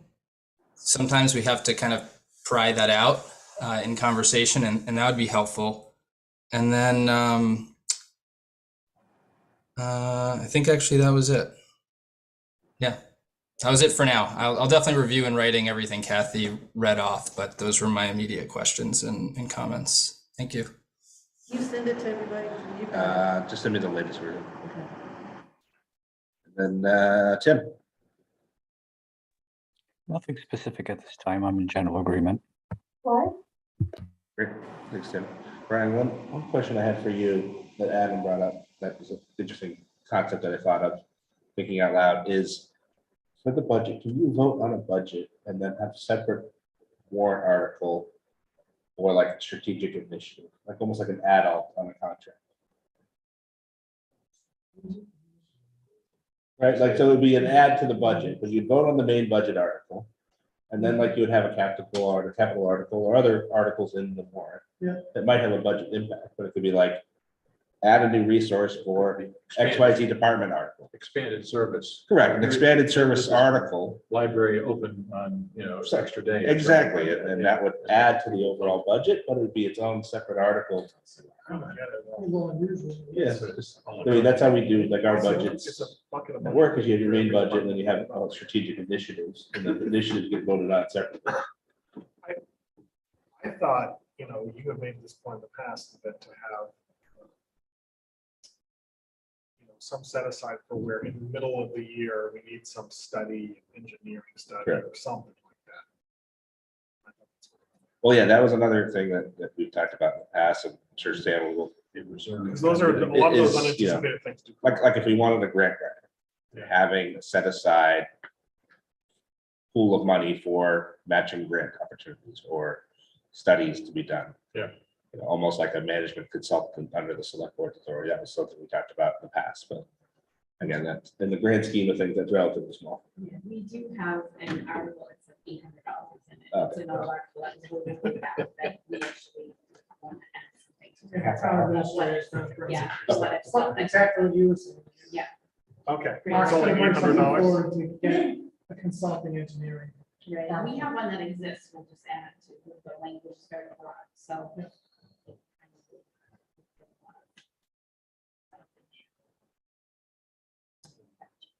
I think the discussion about the grant writer, which Sam's brought up for a couple of years at least, we should have that. And truly, let's talk about it as far as whether we really should have a grant writer that writes a lot of the grants in town, and under the theory that grant writer would more than pay for themselves because they know how to really write grants and go after grants. So I think we should have discussion purposes of this, but not tonight.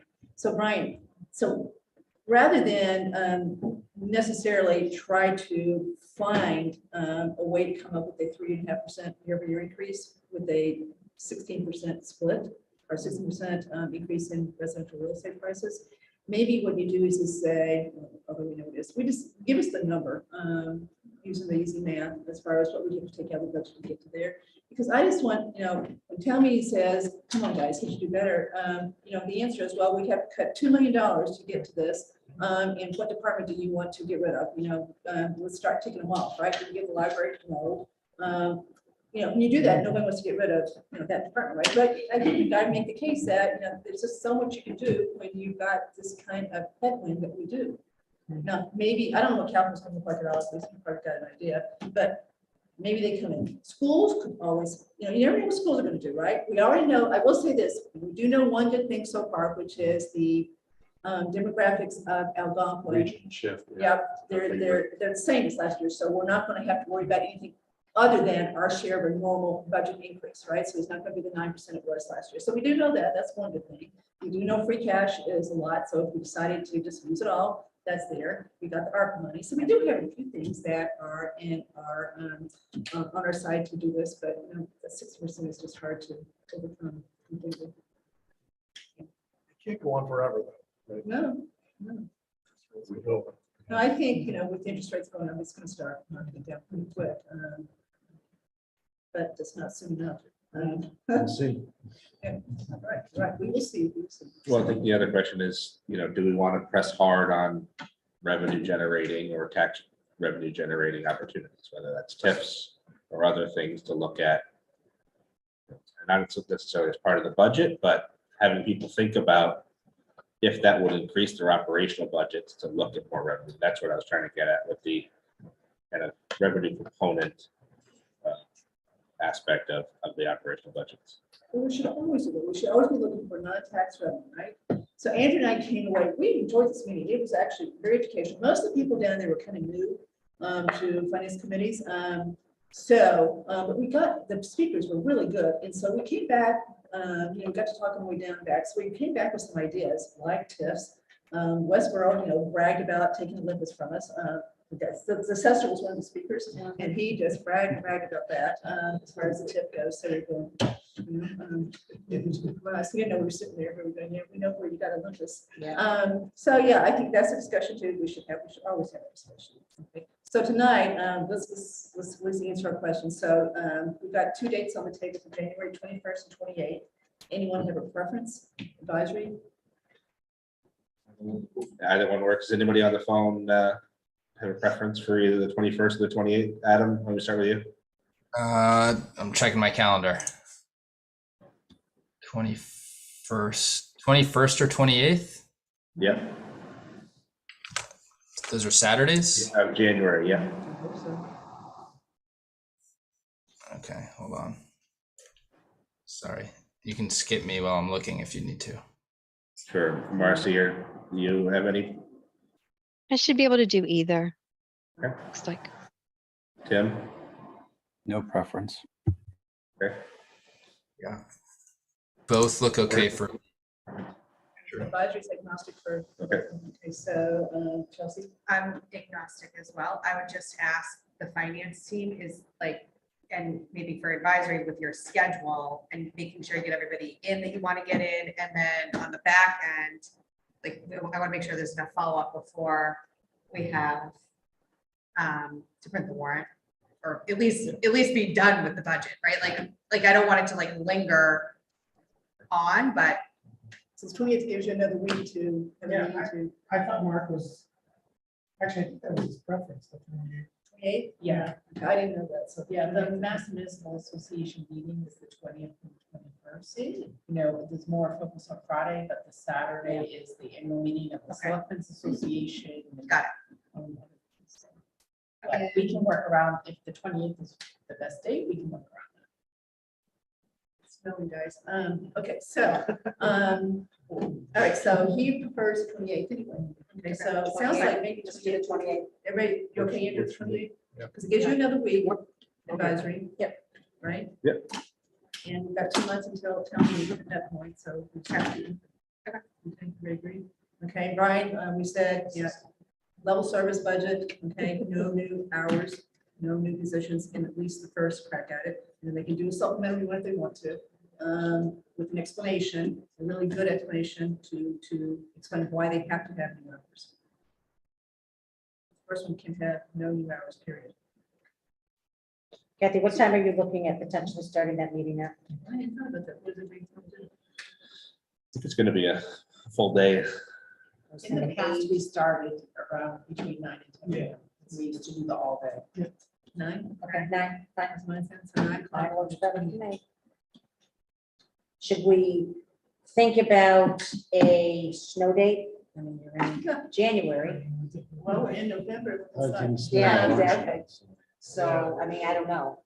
Is it something we should put on the table that's at this point, just, We have to have it afterwards because by the time you know it's gonna be like. Yeah, yeah. All right, so maybe the next. Zoom could be the Yeah, same. Zoom could be Well, the- yeah. Actually, that's a great idea, Andrew. Yeah, that's a great idea. A little hard All to right, manage, but So we'll turn to a Zoom if we have to because. Yeah. that's Yeah. perfect. Unfortunately, there's not really snow days anymore. No. Well, it's an open meeting. Thank you. So I would say, Yeah. I didn't even think of that. I'd say yes, not necessarily with public comment, but yes, as far as. Okay. Yeah, I think so. Yeah. All All right. right, cohesive group tonight. I think So we're done the with, 28th, 9 AM, I could do a schedule, like a, yeah, just, I don't think we care whether it's a DPW or 9 or 10. or- yes, you just say Department 1, 2. Yeah, I can do that, pass it on. So are you gonna send out what you read to start? Kathy? That would be helpful. Thank you. And you send me. You send me. Just like to make sure I have the what you dates and want. everything down. So copy it. yeah, we'll send you, And then a- I just pass it through. I'll send you a revised request letter. Oh, yeah. Thank you.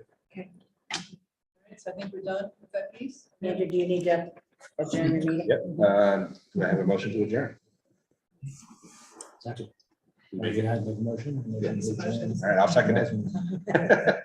Roll call vote, Adam. Sorry, what are we voting on adjourning? Adjourning. Aye. Marcy, Aye. Jim, Aye.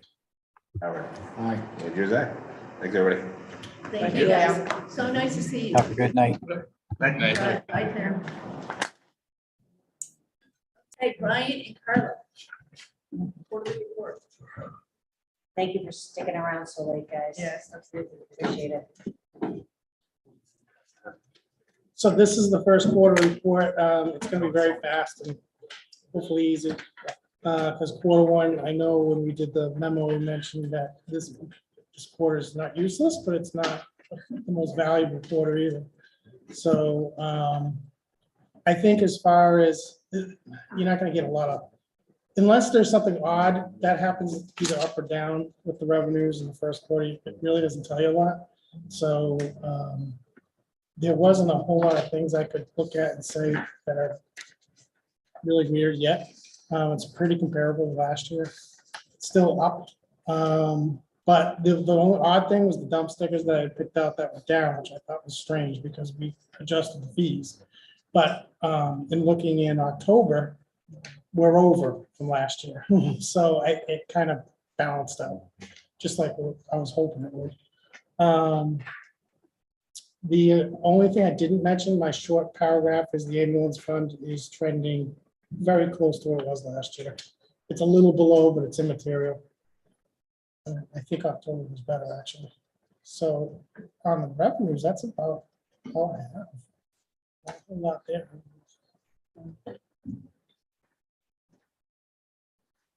No questions for Brian? I'm sure they're not gonna have any questions for you either. Okay. Maybe.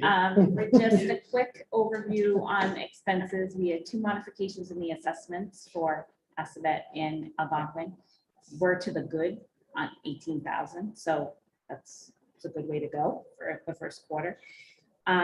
We are going to be monitoring departments very closely this year, like we always do, but you know, energy, gas, electricity, things like that. We're hoping for a light snow season. I don't know how that's gonna shake out. It's snowy tonight. But we're hoping to be able to cover overages within the budget. The water fund is trending good. We actually, the revenues for water looked good due to the dry summer we had. There was a lot of water use compared to last year. The study's ongoing for that. We just put the data request into the, last week, actually, to the Abrams group for the study. Yeah. So that's underway. Yeah, and when we get a preliminary budget, we'll send him that for FY '24.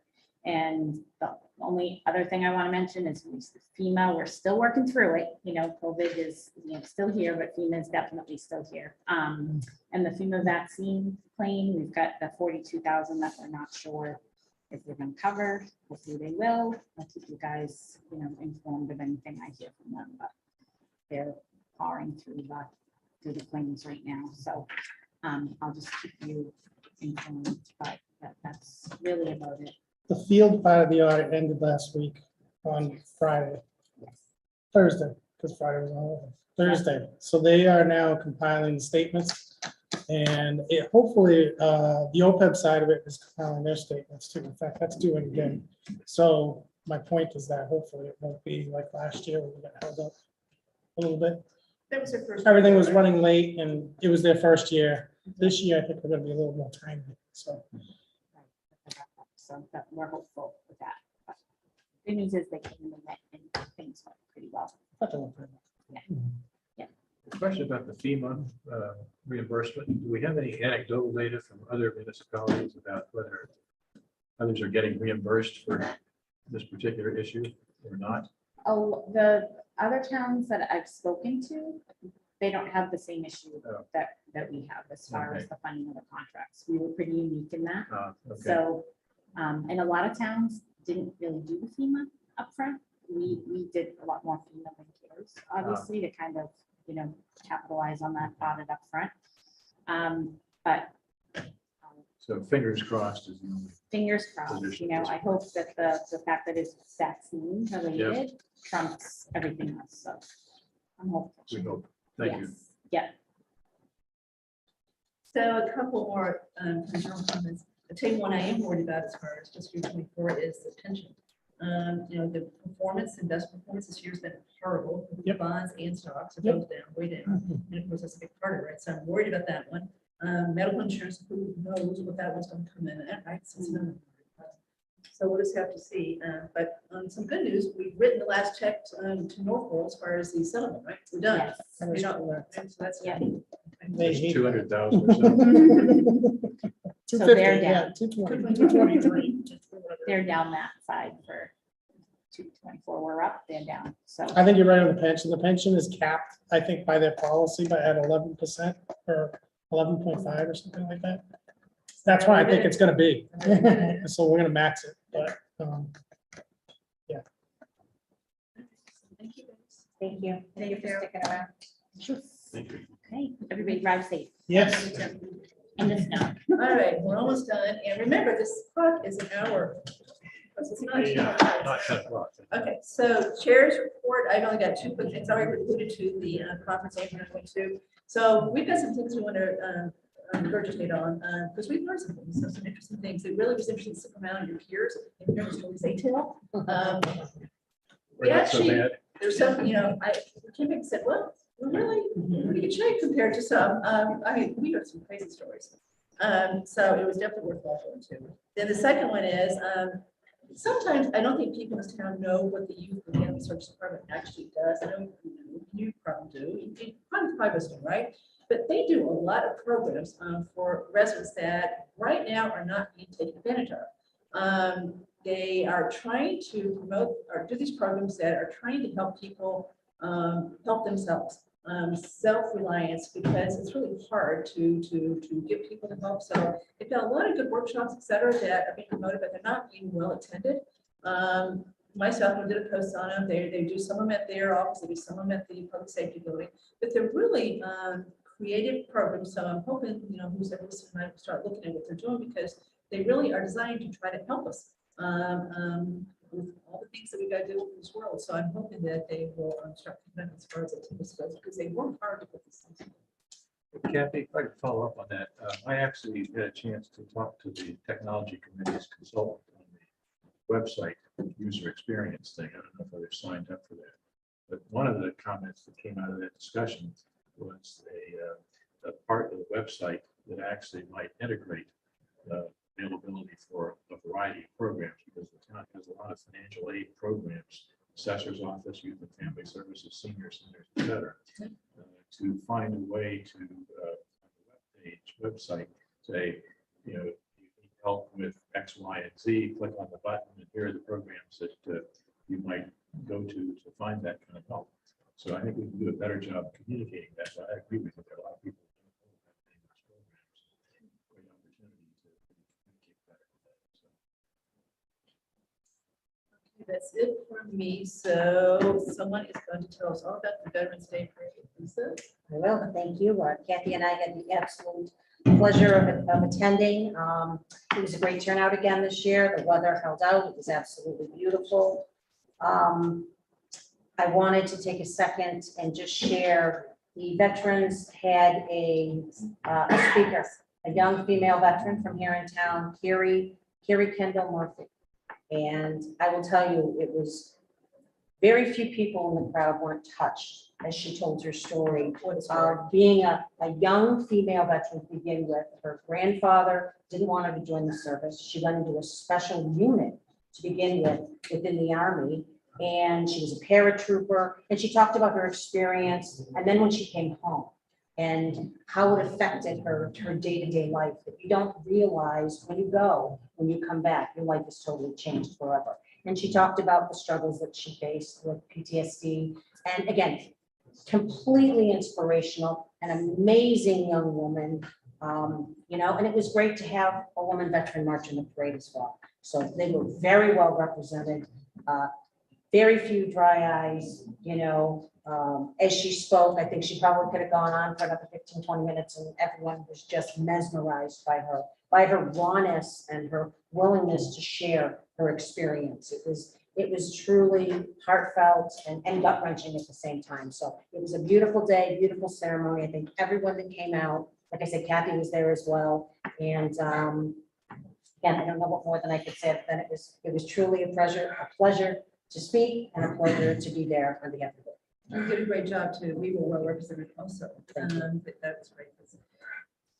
Okay, anything else, Lisa? Nope, that's it. Thank you.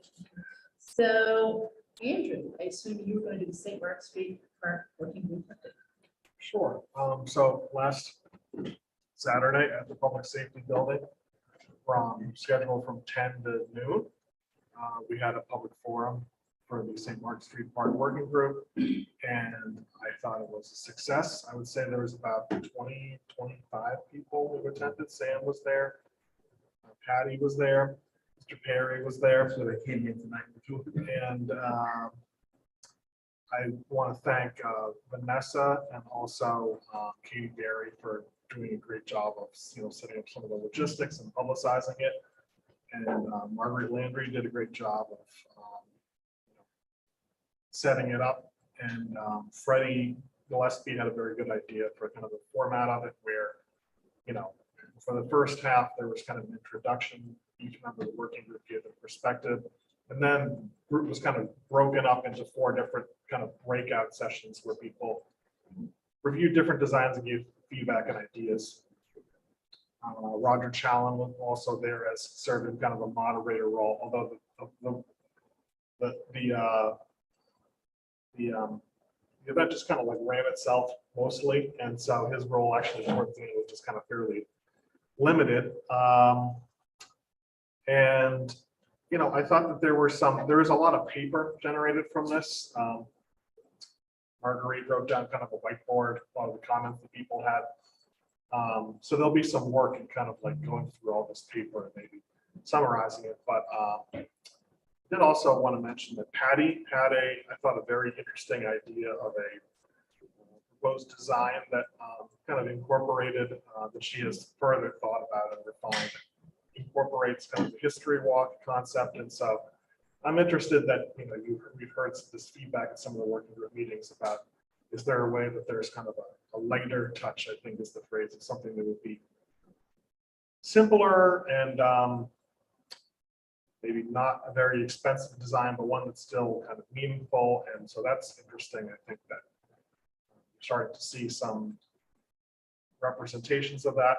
So I would just say, stay tuned. I haven't had a chance yet to speak with Marguerite about scheduling the next working group meeting to review this. But overall, one thing I thought was nice was that the event scheduled to go from 10 to 12, but even by like 12:35 or so, there's still, most of the people were still there talking and chatting. Madam Chair, since he's done that, I came here on the spur of the moment. I really want to talk about this. I think it's really, so could you change your agenda slightly since he's just talked? Continuity of thought. You can, Mr. Ray, you can talk in public comment in just a minute. Oh, okay, Wednesday, no problem. So Andrew, remember there is a deadline that we agreed on a couple meetings ago, 12:15, I believe. Yeah. So do you think that's still going to work? For an interim report. Yeah, that's what it is. Interim. I think that can happen. I need to go back to my report. Vanessa switched my ear. I forgot one thing. We have had an application for one of the at-large positions for the community center ad hoc committee, and it's someone we know well, Nikki Morrow Keeley. So the question to the board is, do we want to have Nikki come in front of us before she's appointed, or do we want to go ahead and not require that? I'm fine to appoint. So we'll have it on the, so if everybody agrees, we'll have her on the agenda for the next meeting to the point without her being here. So question, do you want to come and talk to her, or do you want to go ahead and appoint her without her coming? At least you look like you're not sure. No, I'm just thinking how it's an opportunity for people that may not know her. I mean, I know her, and I think she would be great. I don't have an issue. I don't have a strong preference. So you're okay with her not coming? Yeah. You are, Andrew? Yes. You're okay? Jessica? Okay. So sorry about that. All right. So just wanted to get the. Let me just ask, does this have to do with the DPW? Are you gonna give an update on that if you do that? Yes. Why are you quitting? I'm sorry? Conflict of interest? No. Yes, No. my husband. Proceed. Oh. Proceed. So I just wanted to give the board a quick update on the various recruitments we have going on right now. Of course, the DPW superintendent is the primary one. The closing date for that application is this Friday. So then we'll, start doing that. We do have a consultant on hand to assist us if we need to do some outreach. So we'll get back to the board in the next meeting whether or not we need to add that process in. Any replies so far? Yes, we have 8 so far. So we're very hopeful for the rest of the week, Sam. I have been publicizing that. Thank you. independently, so we'll see. In addition, we are recruiting a new employee in the water division. We had a resignation just recently from a full-time member of the highway department. So that hasn't been posted yet, but that will be very soon posted. So talk that up when you're out and about. We are also looking for a full-time dispatcher, as you know, in the police department, police and public safety department. So all of that information is available on the website if you want to share that ad with anyone. So that's for the recruitment side.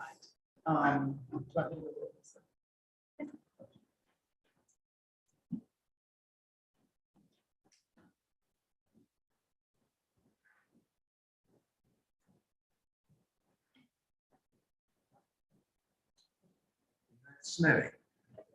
Yeah. Incredible. And there were Yeah, just 2 sorry about other quick updates. Just as items we're trying to publicize and get information out to the public from the website.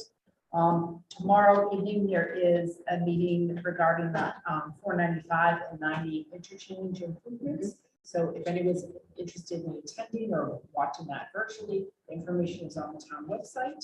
Vanessa, I actually saw an earlier version of that. I have PDF of the slides they use, so if anybody's interested, I think I sent them to Mark. actually. Okay. If you could forward those, like, or Vanessa forward, that'd be great. Could upload those. Yeah. You can actually get it all by just reading the slides. Oh, excellent. They read the slides. Okay, perfect. We're happy to post that. The slides are sort of confusing too, but you can sort of see what's happening. It's a state, And just wanted to add that there is a booster clinic on Friday. Information also available on the website if anyone is still looking for a new booster. So that's it. Thank you very much. Okay, so we are to the final public comments. So Mr. Perry. Okay, thank you so much. So Mr. Perry, before you get started, can you sit down there and you'll introduce yourself? Sit down here. Yeah, even though we know Is you. there a mic or something? Yes. They'll take- Before that. Hey, listen, I know you didn't think, I only met her on Saturday, but you did a bang up job. Come sit here because I'm not going to talk a little bit about what you're doing. Mr. Perry, it's a public comment Okay, for sorry, something okay. not on the agenda. All right, okay. It's My name is David Parry. Mr. Perry, so it's 3 minutes or less. Okay? Oh, wow, 3 minutes. Okay, bang go. Let's go. David Parry, 22 Main Street. I used to be on the planning board and the selectmen. We had this crazy meeting on that Saturday. It was really amazing. Andrew and Sam can back me up. This lady here did a bang up job. It was only by far the best idea I thought, which but I'm not really to talk about that. I'll summarize it. Instead of calling this darn thing a park, call it a history walk. And she has this dynamite idea about coming up and winding back down to Main Street without forget the park. I've come to talk to you about where a park. I'm talking about the tricentennial because I've had this buried in my mind, and not until Saturday, when we're talking about parks, where should parks be? Where should you spend a ton of dough? You should be very, well, if there's a neighborhood park, it should be in a neighborhood, not up there. But I'm talking about a really, really significant park, a sort of for the tricentennial, because the more I think about this, because it's way more than this little project up the road here. Your tricentennial, when's it coming up? 27. What? 2027 July. Okay, it's 5 years away, right? Right? Is that right? Close. What? Quite. What? Not quite, but almost. Okay, well, not quite, it's not like far away. So here's my idea. And we said, well, what's the most, if you're going to do something really, really significant for the tricentennial, where should it be? It's got to be incredibly visible, an amazingly public location. It's got to be where people walk by it and they're going to see it when they drive through Southborough. So where is the most significant intersection in Southborough? It's right out there. It's 85 and Main, isn't it? Everyone knows that. Everyone passes through there. It's got a light and so forth. It's been, very nicely done. Thank you very much, Board of Selectmen. So let's think about that intersection, what potential that has for a meaningful tricentennial. I sort of need a bit of emotion here because it's just hit me. This is it. This potentially is it. I mean, could be amazing. Okay, 4 quadrants, right? 4 corners. What's on this corner? It's the library. A lovely historic building, a jewel. What's on the next corner? It's a view of St. Mark's across their magnificent lawn, worth $1 million. That's what people remember about Southborough, the library and the view. Then you go around the corner, and lo and behold, you've got a community house. Fantastic, beautiful. Everyone's proud of it. Let's get to the 4th corner. What's on the 4th corner? I bet you if you ask other people in Southborough, they won't know what's on the 4th corner. It's something, I don't know what it is, tell you the truth. It's something small and not very attractive. I'll tell you what it is. We own that corner. There's a house there, which you, Board of Selectmen, the previous board, donated or, had made a deal with Housing Authority. It's an affordable housing rental unit. Why? Because when Bonnie was on the Board of Selectmen after me, I'd been long gone by then, the Main Street was going gangbusters. And the problem was how to get enough land to make the sharp turn when you're heading, east. You take that sharp right down 85. It's less than a 90. So it's very difficult to make the turn. So we had to have land.